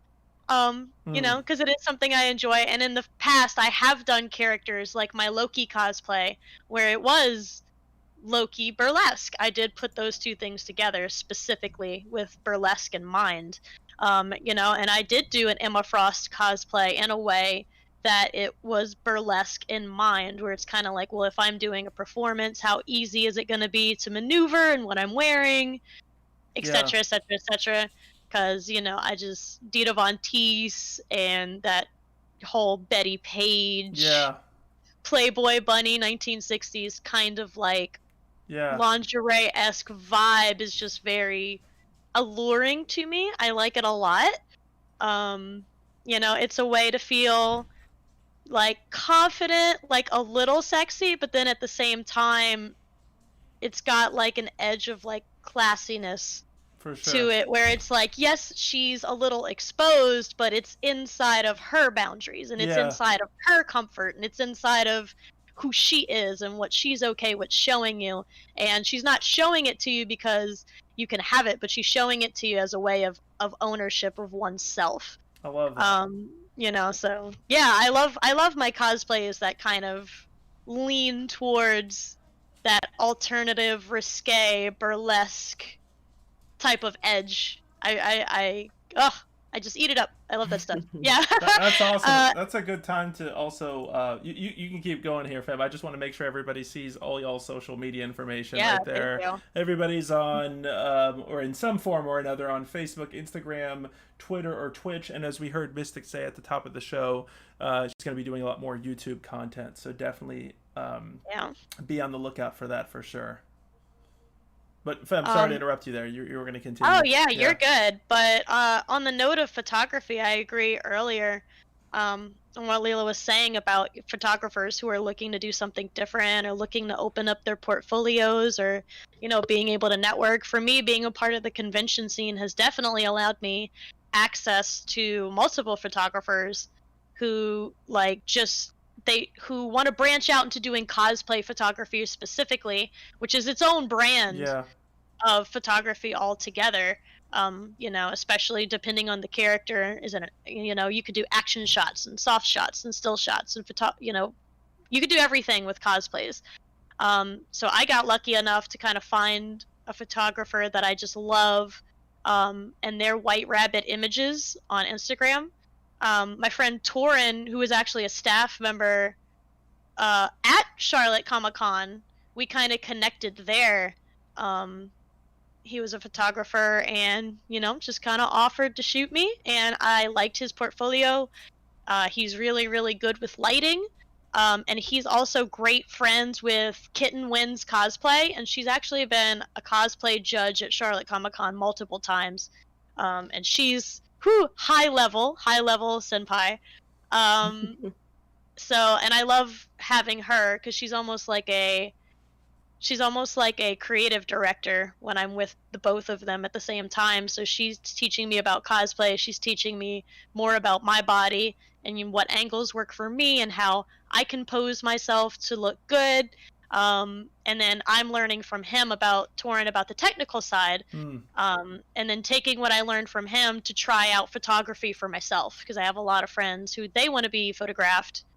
So I'm like, well, okay, let me get a white blanket, and we're gonna take the lampshade off of this lamp, and we're gonna point it at this white blanket, and I'm gonna have you on the opposite side, and that's gonna make lighting, and it's gonna make you look great. And I've learned like all this like MacGyver type of things when it comes to, you know, how I'm dressing for cosplay and then how I'm actually taking photos. Yeah. You know, I've done the weirdest of things to get really good shots of other people as well as to get really good shots of myself. You know, sometimes that means twisting your torso 360 degrees, but you know, if you hold your breath and just do it for 5 seconds at a time, it's not that bad.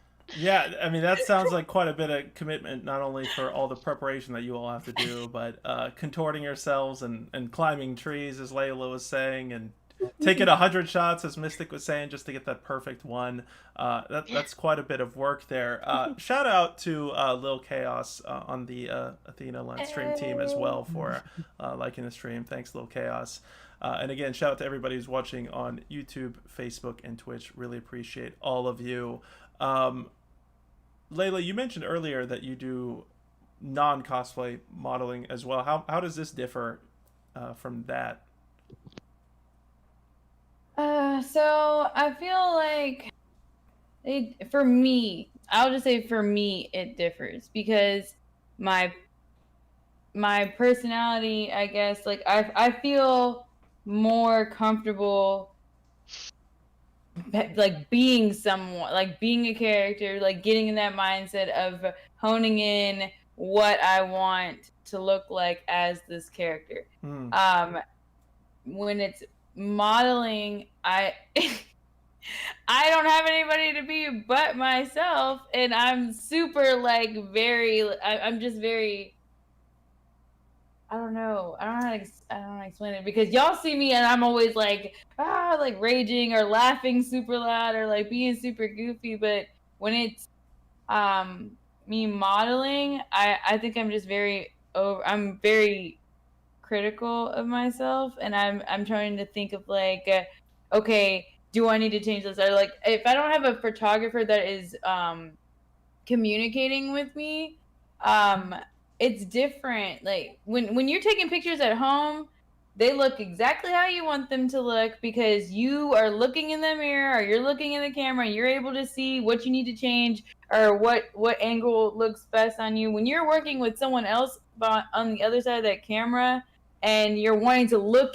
at the picture to see if like your hair is in the wrong spot or if you're like doing some weird T-Rex thing with your arm, like you need your photographer to tell you that you're doing that stuff so that you're getting the most out of your angles and your pictures.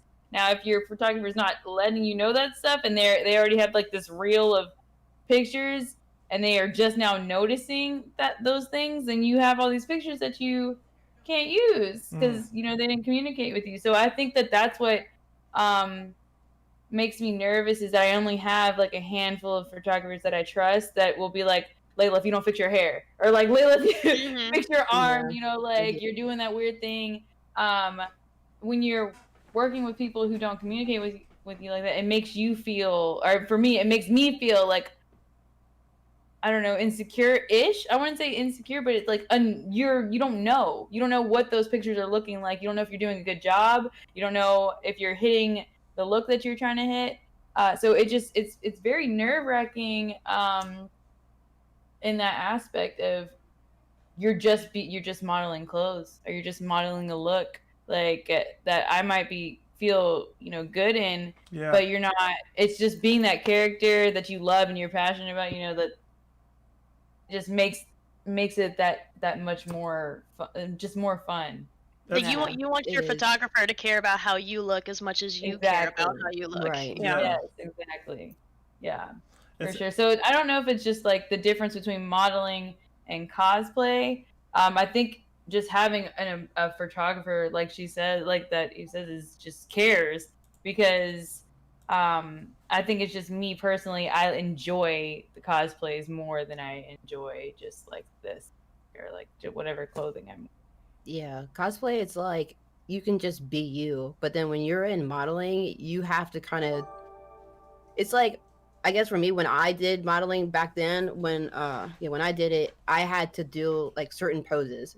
But if I got them right, my confidence went up, but it was still a scary thought. But then with cosplaying, you just do what you want and you just have fun with it. And you just want to keep going and keep going. But with modeling, it's a little bit more strict. And you do want that communication, just like you said. Because if they don't tell you, then you're like, well, what do I do with my face? What do I do with my hands? I don't know what to do. What to do? Is part of that because it's more like you guys see it more as like a hobby or something that just gives you pleasure? It's something fun to do. I mean, is because I'd imagine on the modeling side, traditionally that's you're trying to get a career in that area, right? Do you guys long term see yourselves as wanting a career in cosplay, or is this something you guys just feel that is just something fun to do? Cosplay, yes. Like in cosplay, I think for me, I just want to do it because I want to have fun, but like I want it to also be a career as well. Like I want to be able to that be a source of income, but modeling, not really. Like I don't aspire to be a part of an agency, some strict agency that wants me to do and look exactly how they want like me to look and go to places that they want me to go. I'd rather do like freelance, and I'm cool with that. Like work with who I want to work with, get paid from doing jobs or doing shoots with people that I want to do shoots with. I don't really aspire to be a part of an agency that I just think that. And I think right now the agency is really toxic environment. Yeah. Like, I'd rather It just is. be out doing my own thing, Let's talk more about that. But first, quick shout out to Small Wonder 86. Thank you so much for following and gifting us Oh, gifting a yay. subscription. You are awesome. Thank you. That is really cool of you. Thank you to everybody who's been following and subscribing and everything. We're so excited. We've been doing these community conversations and all these events these last few months, and it's super exciting to know that there are amazing people like you all that want to be a part of these conversations, like listening to these conversations. So thank you all so much for that. But let's continue that part of it. I mean, I think social media has really changed the game, where a lot of people have careers. I know several people in the cosplay world that are in the tens of thousands of subscribers and are getting sponsored for this and that, and able to do it on a semi-sustainable basis. Maybe it's not their full-time career, but they're able to get some of the benefits, the financial benefits in that regard. How do you all feel about the rise of social media, and I guess empowering people to not have to go through agencies, and empowering people to kind of go with their own looks? And I guess conversely, the other part of that is, if everybody has access to social media and our cameras and our phones, then everybody can be doing this, which is great, but that also means that it's hard to stand out, right? It's really hard to stand out. So how do you all respond to that? And I guess, how many of you all want to do this? I mean, Layla, you said you do want to do this kind of in a career form, right? Mystic and Femme, is that for the same for you all, or you treat it more as a hobby, or what's your thoughts long term?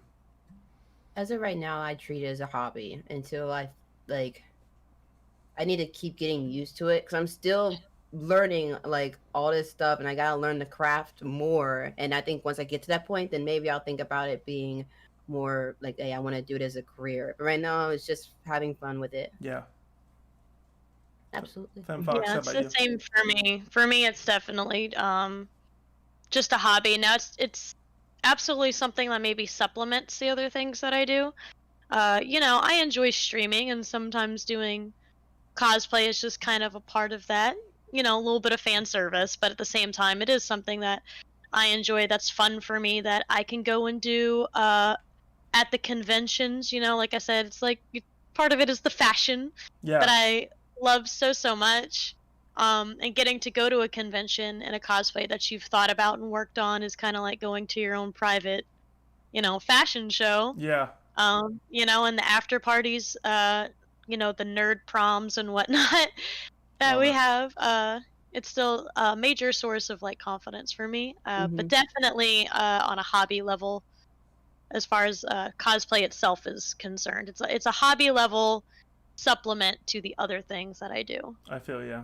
I feel like we need to pour one for all the lost conventions this year. It feels so weird not to be able to go and check all that stuff out. Yeah. We got several comments on Facebook. Thank you, Andre Arcade, saying cosplay seems so much more freeing than modeling. That seems like work. Also saying that seeing more creativity from others inspires me to be more creative. And Zelda and Fairy saying conventions are like fashion show. Love it. I'm curious about that aspect in terms of male cosplayers. This is kind of one of the elements of the game industry. A lot of this last 3 months we've been analyzing the game industry and diversity in the game industry, and for the most part we've discussed these stats quite a bit, that this is still a largely male dominated industry, but the cosplay space is rather different in that regard. And I would say for the most part, the cosplayers that you see, or the more prominent cosplayers, the ones that are the kind of the larger presences, not only on the convention floors but also on social media, tend to be I guess female and other identifying genders as well. Like, what do you all think about that? Do you have any thoughts about why there are less male cosplayers in the scene? Do you think there's going to be more of a rise in that in the future? What's your assessment of that? If I can jump on it right away, this is something I think I've discussed with friends frequently in private. Is I know, like, I personally have a concern for how over sexualized female cosplayers can be Mhm. and become, especially with, like you said earlier, with social media, where because everyone has access to it, it is hyper competitive. Yeah. Like, being pretty is not enough. You have to have perfect body, perfect assets, perfect face, perfect makeup, perfect cosplay. Like, if there's one thing out of line with you, you know, I'm sure like the insults are super heavy. And for a lot of these cosplayers, I just get worried because a lot of what I see is they just get very over sexualized. Like, the one that I clung to early on was Yaya Han, and her route always ended up being, let me go bustier, let me go thinner, let me go, you know less armor, let me go, sexy, sexy, sexy, sexy. And I think ultimately sometimes that over sexualization of these high level cosplayers, not all the time, but I think a good chunk of the time, is why you see so many of them, so many of the most popular ones ultimately being female. And I guess you kind of understand in some cases. I'm assuming in her case, this is a career for her, right? I think I've seen, I think I've seen some. There's been some documentaries about her, right? Where Yeah, Yaya Han is a yeah, career level cosplayer. yeah, Yeah, she had a fabric line under her yeah. name. Yeah, for cosplayers. It's a little tricky then in that regard because I'm assuming she kind of made those choices in reaction to seeing more likes and shares potentially. I mean, it's one of those things where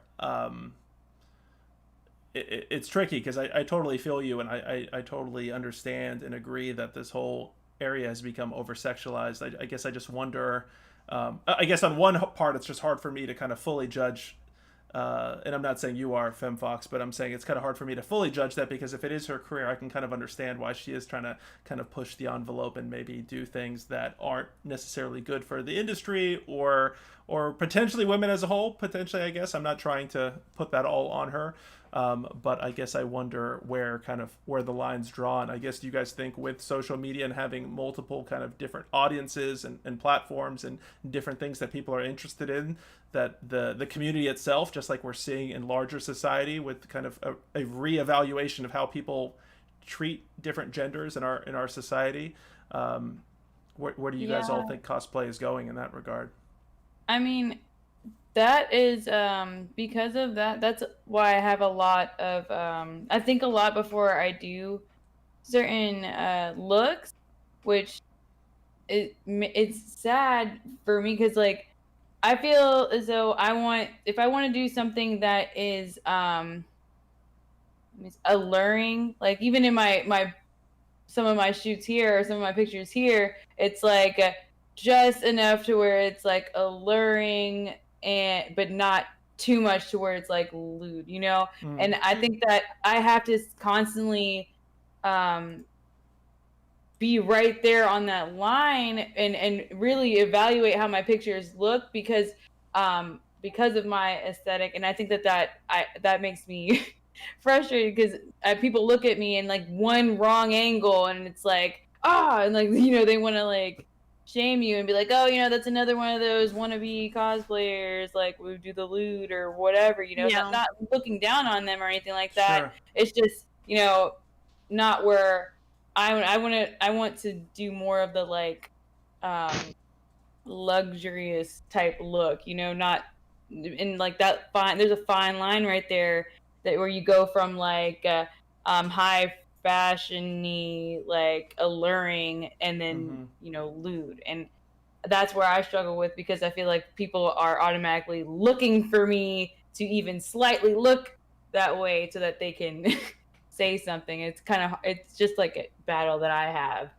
because I think I like I'm very comfortable in my body. Like I have no issues other than like normal things, like maybe I want to tone up more or I want to like gain more in certain areas, but I feel like that's something for me that we all do. We all look at ourselves a certain way, want to work on things, but it's I don't know. It just kind of sucks having to find that line right there because how social media can take a hold of things. Because it opens you up to a lot of judgment as well, unfortunately, right? I mean, have you all? I mean, I know I've seen this stuff online where people are dealing with the fact that um, plenty of cosplayers, especially female cosplayers or female identifying cosplayers, have said, that they're accused of not even being a fan of this anime or this game, and they're just trying to do a look just to get the attention or that sort of thing. And I guess what's the response to that? I know you all are fans of all this stuff, but even if you weren't like fans necessarily of this stuff, I guess who draws that line? Mystic, I know you were talking about you were saying you like the affirmation, the attention, and I think that's something good. I think that's good to say, actually, right? I think that's an honest, positive approach to say that that's a big part of this, because to deny it is, I think there's nothing wrong, obviously, with having a provocative look, for example. But I mean, I guess where do you personally kind of think to draw the line for yourself, and I guess cosplayers as a whole? Like, what are the lines? I don't really, as of right now, I honestly don't have a line. I know it might sound weird, but I guess because I'm just so comfortable with my body, and if there's a cosplay and I don't care what the cosplay looks like. If it looks good, I'm gonna wear it. Like that's just me. I know there's like some really skimpy stuff out there, but I guess for me, if I see it and I want to wear it, I'm gonna wear it. Like I never really said, oh, this is too skimpy. Oh, my body is not the right type. I just don't really care. Like it's just whatever I look like. I just wear the cosplay. I never really drew a line yet, but if it does, if there is a point where I'm like, oh, this is a bit too much, then I will. But right now, I just don't have one. And I guess conversely, I think there could be some problems with going the over-sexualized route. FemmeFox, I know what you said. I feel like we need to clip exactly what you said about the burlesque kind of approach. I'm going to butcher your wording, but that whole idea of kind of like you being empowered to kind of I'm going to butcher it, so I guess I'll put it back to you in that regard. But I guess kind of like a sexual empowering, like embracing that for your own rather than for others to take for themselves. Yeah, What's your thought on the over sexualized side of things? The I'm being sexy for me kind of deal. Yeah, exactly. And I'm also one of those toe the line type of people, and then I also have just like a lot of personal rules as well for myself about time, place, and audience. But I've just thought about those things because I've been a vendor at events, and then I've have helped organize events. So when it comes to like finding that line between is this too sexy or is this appropriate or does this make me feel comfortable, a lot of the time when I cosplay, I'm cosplaying at an event. It's not super often that I've cosplayed specifically for photography. So I take a lot of different factors into my mind where it's like, again, I used to teach. I care a lot about kids. So it's kind of like, is this a family-friendly event? Is it during the day? Is it at night? Is it even factors such as like, is it a comic book convention or an anime convention? Even just those two different demographics help me judge what I wear and if it's appropriate for me. Type of situation where, at an anime convention during the day, I might wear something that's cute and I can maybe, get away with like a Bulma bunny type of thing. But if I want to wear something that's really out the box and really kind of like, more towards that slightly adult kind of cosplay, then there are after-hour events for me to attend where I know that I'm going to feel comfortable wearing it, but that others around me are also going to feel comfortable that I'm wearing it, if that makes sense. But that's just, I'm just, from working with kids, I'm just always hyper aware of, are there people under the age of 18 around me? Just because there has been so many issues with that specifically at conventions and events around the world of cosplay, that it's kind of changed my mode of thinking about what I wear and when it's appropriate. Because I do really, really like burlesque, but there are ways for me to cosplay characters in an appropriate burlesque, fashionable, type of manner. Sure. So like my Loki that I reference a lot, that keeps coming up in the images with the horns and the green cape, that is burlesque, but I'm not really showing off too much. So, and Yeah. it's being creative with the line you want to toe, while also kind of, for me, finding a time and a place and an audience. That all kind of goes into that decision making process, because I also agree with Mystic that there's really not a lot of cosplays at this point that I'm uncomfortable with. Mm-hmm. It's more I'm taking the factors of those around me into consideration, not just for their comfort but also for my safety. Mm-hmm. Yeah, that's you guys are giving a lot of insight to how involved this is, right? Not only like every step of the process, from just the willingness to cosplay to thinking about what you're going to do to building the whole look from the outfit itself, armor, whatever it may be, hair, makeup, and then actually, as you said, FemmeFox, considering the environment where you're going to be showcasing the look as well. We have Zeldin Fairies on Twitch saying, "Yep, comic book versus anime convention is so different." Also, highlighting something we talked in the last bit of the conversation. So you're saying, "Yep," or being called thirsty. Yeah, I think that's also something. I guess that's Yeah. unfortunately more. You don't want to go to the Lolita tea party in a bikini. Mm. Right. I'm in a Yeah. place for everything. Sorry. And I guess to go back to the last part, as far as like male cosplayers, do you guys think there's a reason why?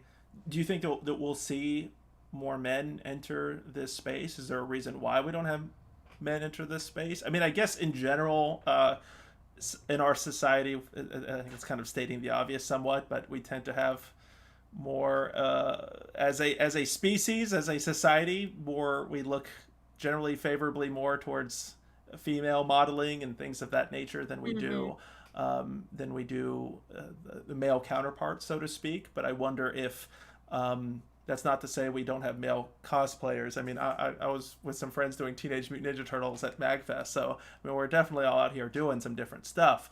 But it's a little different, and a lot of times, I guess the males that are being emulated in these fictional universes typically are less kind of sexualized. It's a different look, right? It's a different look that's out there. But do you guys think as this continues to grow, as it continues to get more mainstream, that we'll see more male cosplayers? And again, not to say that there aren't, because I know there's plenty of famous ones as well.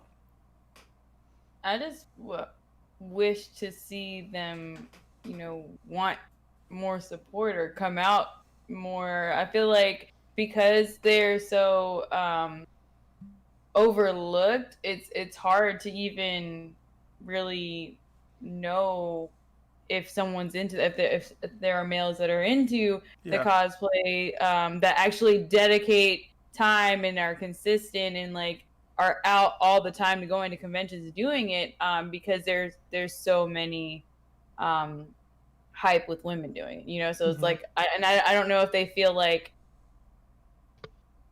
a certain way about getting support or asking for support, because it's just, I feel like the whole thing isn't talked about enough to know and understand really how male cosplayers really feel, because I don't ever I don't think they reach out. Do you all know many male cosplayers in your communities? I don't know any. I do, from Charlotte Comic Con, I do know about 3 or 4 men who do cosplay. One calls himself the Clown Prince of Charlotte. He got super popular off of he did multiple different Joker cosplays. Nice. But it is kind of like a dedication to the craft. I mean, I have heard from male cosplayers that are friends of mine that they do worry about body standards a lot. I've heard on more than one occasion from more than one male cosplayer where it's like, I really want to be this character, but I really need to lose weight first, or I really want to be this character, but I really need to work out some more first, or I really want to be this guy, but I'm not tall enough, or I'm not thin enough, or I'm not fit enough, or I'm not this, and this. Like, I don't think I've ever heard men body shame themselves so much as I as I have like on a convention floor talking about cosplay specifically, like, because that's just, I'm not used to hearing, I guess, men open up about that type of thing. But when it comes to cosplay, it's like that's really when I've heard it the most, where it's like, oh well, I need to be more clean shaven, or I need to get tan, or I'm gonna have to do this and this to myself. Where a lot of the female cosplayers I've met, they feel so empowered by cosplay that they really don't mind too much, really, if their body type or skin type or hair type fits in with their cosplay. They're just comfortable with it and they slide right in. But for some reason, a lot of the men that I've met just personally in this area, you know, they always, it just seems like they're always second guessing themselves about what they're wearing and how they look. Yeah, and it's really fascinating you things like say that. that, because I think, you know, if we had this conversation maybe even 10 or so years ago, I don't know if we'd necessarily be, I mean, historically, obviously, I think it's very fair to say that women have been judged on appearance way more than men traditionally have, way more. But I guess part of that, I don't really know kind of the answer to this, but I guess I'll throw it kind of back to you all in this regard, that, you know, we're having, especially over this last few years with the Me Too movement and a kind of an awakening of so many social injustices that we've been dealing with, but maybe only now willing to confront more deeply. I feel like there's still a lot of taboos around men and emotion, and I mean, we still see the suicide rates among men are alarmingly high. Men not willing or uncomfortable and unwilling to speak about their emotions, that sort of thing, or, you know, they'll be lampooned. And some, you saw how Will Smith was like lampooned, right? Unfortunately, for example, on social media, just for kind of crying when talking to his wife and whatnot in that conversation. So I wonder if there's been kind of a rush to embrace and rectify like how society and the gaming community has treated women, without like really even taking a moment to stop and say, hey, maybe we need to stop making some of these jokes or some of these things. How do you all feel about that component? Do you feel like that might flip things up a bit and we might see more men kind of willing to jump into this area? I feel like social media, like, is people are going to be shitty people. Like, I just feel like if we cared more, like if we tried to, like, we have to, that's something we have to do individually, like, because there are always going to be shitty people who are always going to be making Twitter feeds that go viral in freaking 2 hours, you know, like, there's always going to be that. Unfortunately, you have to yourself make the choice to start being an advocate for those things. Like, whenever I went through, you know, my mental health situation, now after coming out of that, when people come to me, like random people, if not random people, but people that I know are maybe just acquainted to are going through something, or I see that, I listen to them and I give them my experience so that maybe they can relate to something that I went through. Like, I use my experiences to try to help someone else find their way through their own experiences. And we're not going to get better as a community or a society unless we start doing those things and using our experiences to help our friends or help people who need it. That starts with us individually. Absolutely. Yeah, I agree. This type of topic for me, I bring a lot of things like back to my teaching, but this type of topic for me really does kind of start at the ground and up.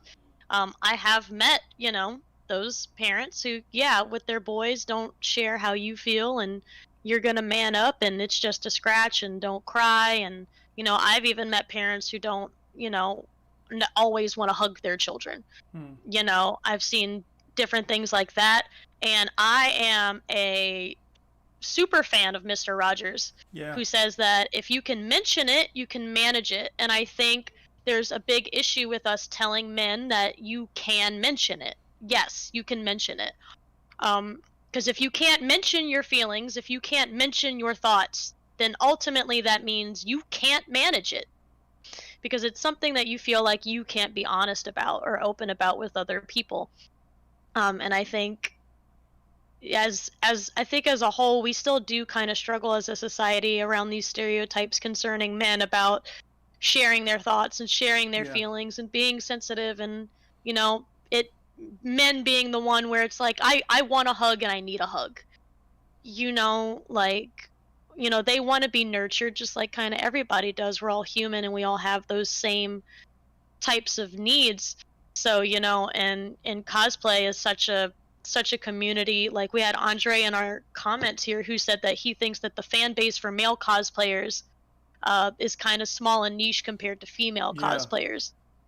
You know, which is true. So like, if you're a if you're a guy and you want to cosplay, but you see that all the attention is on women, and not just women, but women who also look perfect, because you're only going to see perfection on social media. You're only seeing the best of the best of the best of what they want you to see. So not only am I competing against other men who probably look perfect, but I'm competing against these towering women who are also perfect that people are just drawn to. So, and then they just, you know, I can see why it's overwhelming and why I hear all these comments of low self-esteem, and it feels like you only get little slivers of it, and it, Yeah. you know, it concerns me about how these men feel a little deeper down inside. You know, are they discussing these things outside of the convention? You know, are they facing these things, you know, with friends that they don't see at the con? You know, I do have some male friends where they're like, you know, this is the only time I socialize. Yeah. Yeah. So it's like, if this is how you feel when I see you on con day, you know, how are you kind of feeling the rest of the time? Are you mentioning it? Are you managing it? That's a great You know, point. and it's a shame that it's like that in our community, you know. And I'm sure even when they do see other men who cosplay, once again, because you only see the best of the best and you only see perfection, now they've got to compete with body standards the same as women have to. It's tough being human, y'all. Whether it's 2020 or Yeah. not, it is definitely tough. No, I totally feel you on all those words, FemmeFox, for sure. There's still a lot of ways to go, I guess, for society to progress outside of just cosplay on a more macro level. But it seems, I personally have hope. I feel very optimistic about how things are moving forward, and I think generationally we've seen a lot of shifts, and for the most part, I think we're moving in a more positive direction. We're getting better. Yes, we are, and I think that gives us a lot of hope, especially when you look back at just how our species was like 100, 200 years, like 300 years ago. I mean, it's just the monumental difference in how we've shifted within the last 100 years is more massive than how we've shifted in thousands of years. But that'll be for another episode there. Small Wonder 86 also saying, hey guys, thank you for being awesome cosplayers and doing so many things for your community. Hopefully we can get back to cons in 2021. Hopefully, I'm not sure exactly, maybe late 2021, unfortunately. Fingers crossed. We'll see how these vaccines hit at the end of the year or early next year, and all that good stuff. I know we're running low on time here, but I did want to ask you all if you, I just wanted to see real quick if you all wouldn't mind maybe just pointing out kind of the photos that we have for each of you, kind of maybe your favorite look and a little bit a story of how you kind of came to that look, if that's okay with you all. You guys good for maybe another 10 minutes or so? Is that cool? I'm good, yeah. Okay. So I don't know, does anybody in particular want to start? Let's start with Layla. Let's start with the birthday girl here. So Layla, I got your shots up here. Also, hello Aiden K14. Thanks for coming in. Appreciate you joining in the conversation. Yeah, Layla, we got a lot of awesome shots right here. A lot of different looks. What are any like specific shots that you want to highlight and talk about and kind of give us a little insight into the background of how you created the look? Yeah, so one of my favorite ones is I did a anti-leaf Hinata look. Everybody's always like, oh, Hinata wafu, blah blah, you know, like, and she's like so like sweet and soft spoken and all that stuff. And I was like, I want a wild Hinata right now. Like, so I was like, do the like jersey style or varsity style jacket with the, you know, fishnet aesthetic, like that's under her jacket, but like Yeah. kind of like revealed a little more. And did obviously the anti-leaf headband instead to like kind of accentuate that. That was actually one of my favorite ones, especially because it was the first one that I did comfortably, knowing that Hinata isn't African American, like she doesn't have dark skin tone. So that was my first one that I did that kind of made me go out of my shell, like I'm gonna do it anyway, you know. Yeah. And I got a lot of great feedback from it, and that's kind of where I was like, okay, well, I'm gonna do whatever, you know. Yeah. And then did the Itachi, the red dress situation with my, these are my favorite, this is my favorite necklace, like my favorite accessories, like my chokers and whatnot. But that I was in Atlanta for that, but I think the caption I did for that was like Inuyasha vibes. Did it? I think we're. Yeah, you have a network error. I think we're still good on Facebook. It looks like it's going and back. YouTube. Yeah, it's popping. Let's see here. I think it might just be my. Let me check real quick. I'm at.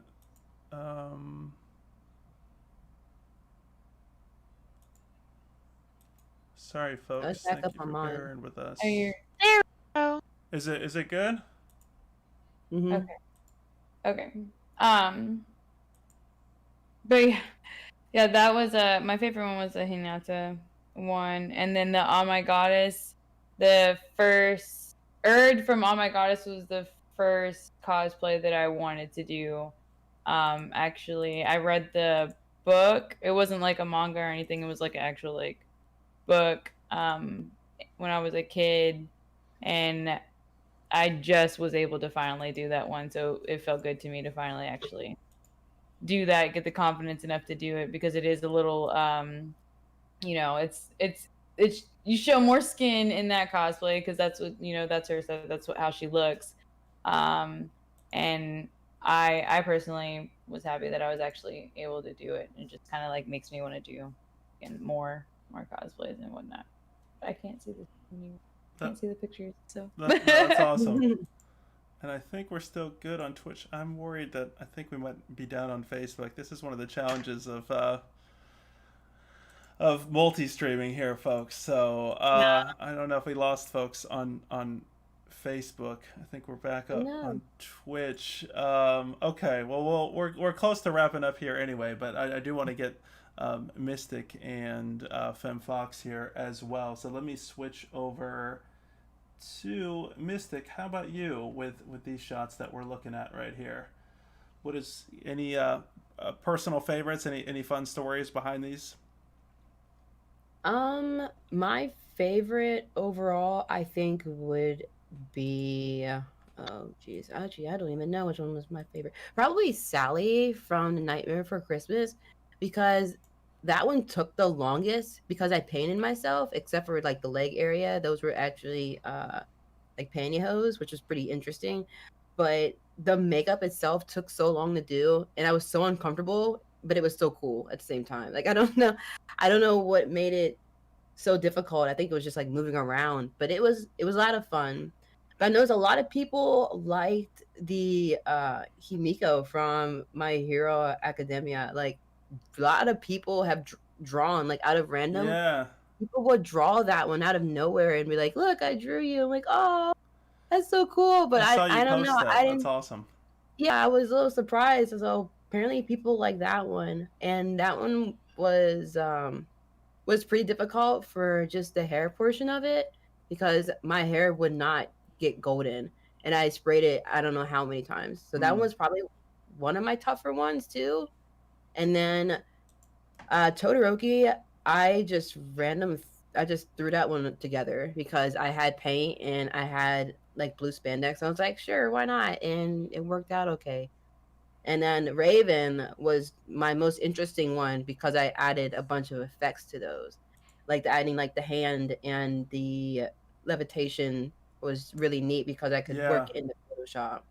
So yeah, I really enjoyed like all the cosplays, even if I had to throw in something different, like Samus. Yeah. The feet, I would have like had her actual boots, but I was like, oh, I have some clear heels. This might work, and Yeah. I love that too. Hmm. So That is I don't know. awesome. I just really enjoyed the whole experience so far. I'm It's blown really away. Another thing, and I don't think, unfortunately, we're gonna have too much time to talk about this, but just I'm blown away by the fact that you all are doing a lot of this stuff by yourselves. Like a lot of this, I feel like I would need somebody to apply it to me versus staring in a mirror and self applying and getting all that stuff together. So that's very very impressive. Um, FemmeFox, we got your stuff popping up right here on the stream. You want to go over some of your favorite looks, and if you got any stories behind these? Oh yeah, sure. I was definitely a big fan of my Loki burlesque look that I did. That was actually a cosplay that I made specifically to take to Dragon Con in Atlanta. A friend of mine, she did a burlesque version of Thor, so we did that one together. That we went out That's and awesome. showed, and that one I did with burlesque performance in mind. So a lot of the pieces were arranged in a certain way where if it was worn during a performance, this could be taken off easily. This could be taken off easily. There's layers in a certain kind of way where things could be removed at certain points and very easily.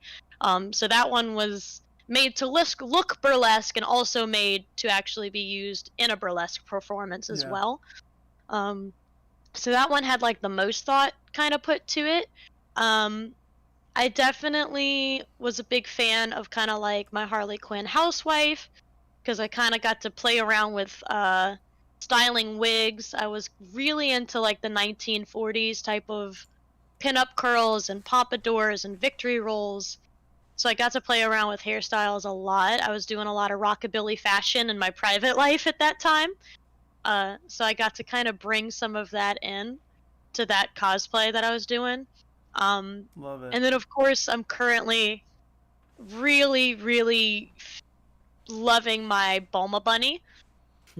And the Yeah. two kind of bunny looks you have there is like I have my Bulma bunny because I just kind of got drawn to Bulma um because of her attitude, especially like towards aging. And as I've kind of gotten older, I'm kind of looking for these characters who are they're at 30 and above, and they're like, you know what? There's a lot of, I think, women, we feel like we get beat up sometimes when we hit 30 and older, but like looking at characters like Bulma or like Tsunade from Naruto who are kind of like, yeah, I'm a little older, but I'm still banging. I was kind of like, I definitely want to be Bulma and kind of embrace that attitude a little more to I help me love get it. over that hump. And then that other bunny outfit there is less of a cosplay, but more of like a nod to like Gloria Steinem, because she went undercover as a Playboy bunny, and that whole article like made her super famous. Yeah. So I had a photo shoot, and I was like, I really kind of wanted to embody that kind of vibe of hers in a way. So that one's definitely more of like a costume, and me just trying to like get into that type of feminism headspace that she had in that era, which again is all about, I love towing that line between, you know, the conservative side of feminism, but also the Yeah. alternative side of it as well. Like For I sure. love the duality in those two things, and I like riding them back and forth, um, as much as possible. So, and you can kind of see that, like I'll do burlesque Loki, and then I also have the cosplay there that's like Bijou from Hamtaro, who's like a white, cute little hamster. Um, you It's a know, show. who's not showing off anything, and she's just innocent and she's just cute and Yeah. comfortable. And that's my daytime anime look. I love it. uh Basically. So yeah, I love, really, I love all my cosplays because I think they swing so violently between conservative and cute, and then alternative and sexy, and it's my favorite part about all these looks as a collection. Yeah, I love this, and it's been awesome seeing the whole combination of all y'all's looks here, and I'm looking forward to hopefully doing this again someday down the road, and getting to see all the new shots that you guys have done, and then hopefully being able to show this stuff off at an actual convention, right? Hopefully in 2021, if not, then in the future. But I do want to throw up here where people can follow you all. As I mentioned earlier, you can follow these amazing folks on all the big social media platforms, Facebook, Twitter, Instagram, Twitch, and as Mystic said, she's on YouTube now as well. So Mystic, if you don't mind sending us that link, I will definitely get that out there and share that in the next day or so for folks to get the recap of this. But make sure right now, all those who are watching or who are watching this in the future, make sure to like, subscribe, follow, all that good stuff. This amazing group right here. You guys have been fantastic. Thank you so much for being here. I really appreciate it. We're going to continue the tradition as we always do on Everything Potions and Pixels does, and clap it up for our amazing guest here. So everybody, clap it up. Really appreciate you all. Thank you, Lela, for being here on your birthday. Really appreciate it. Glad we could celebrate a couple hours with you. I know. Happy 24 hours. Yeah, I know you've been on. 10, 13 minutes. Yeah, it's almost a full 24 hours. So I'm blown away that you're still here and present and lucid and able to answer these questions so well.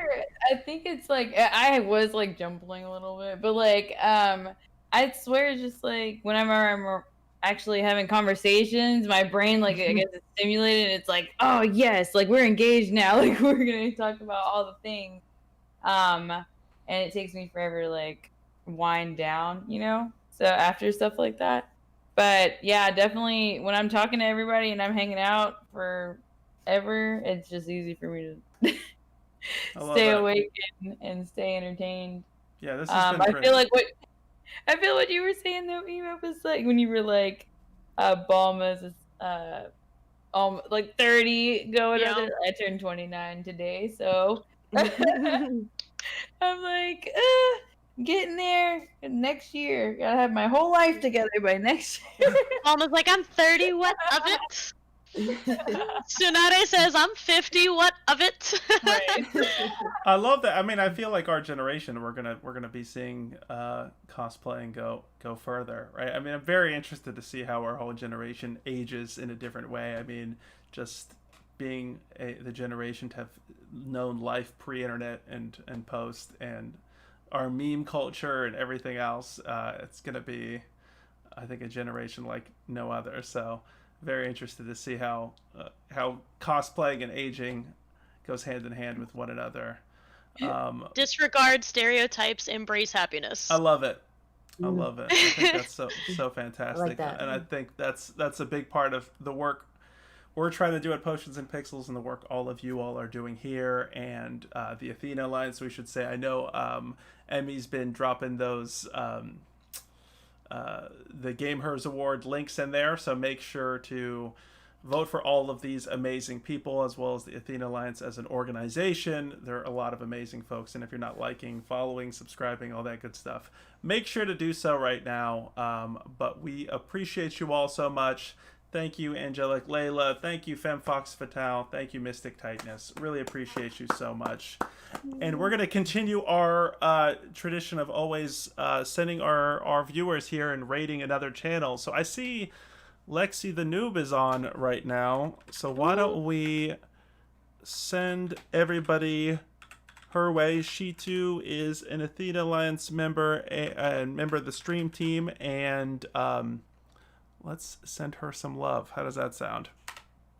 Do it. So I'm doing this right now, and I will be ending the stream, folks, and I will see you over there in Lexi's group. So thanks, everybody.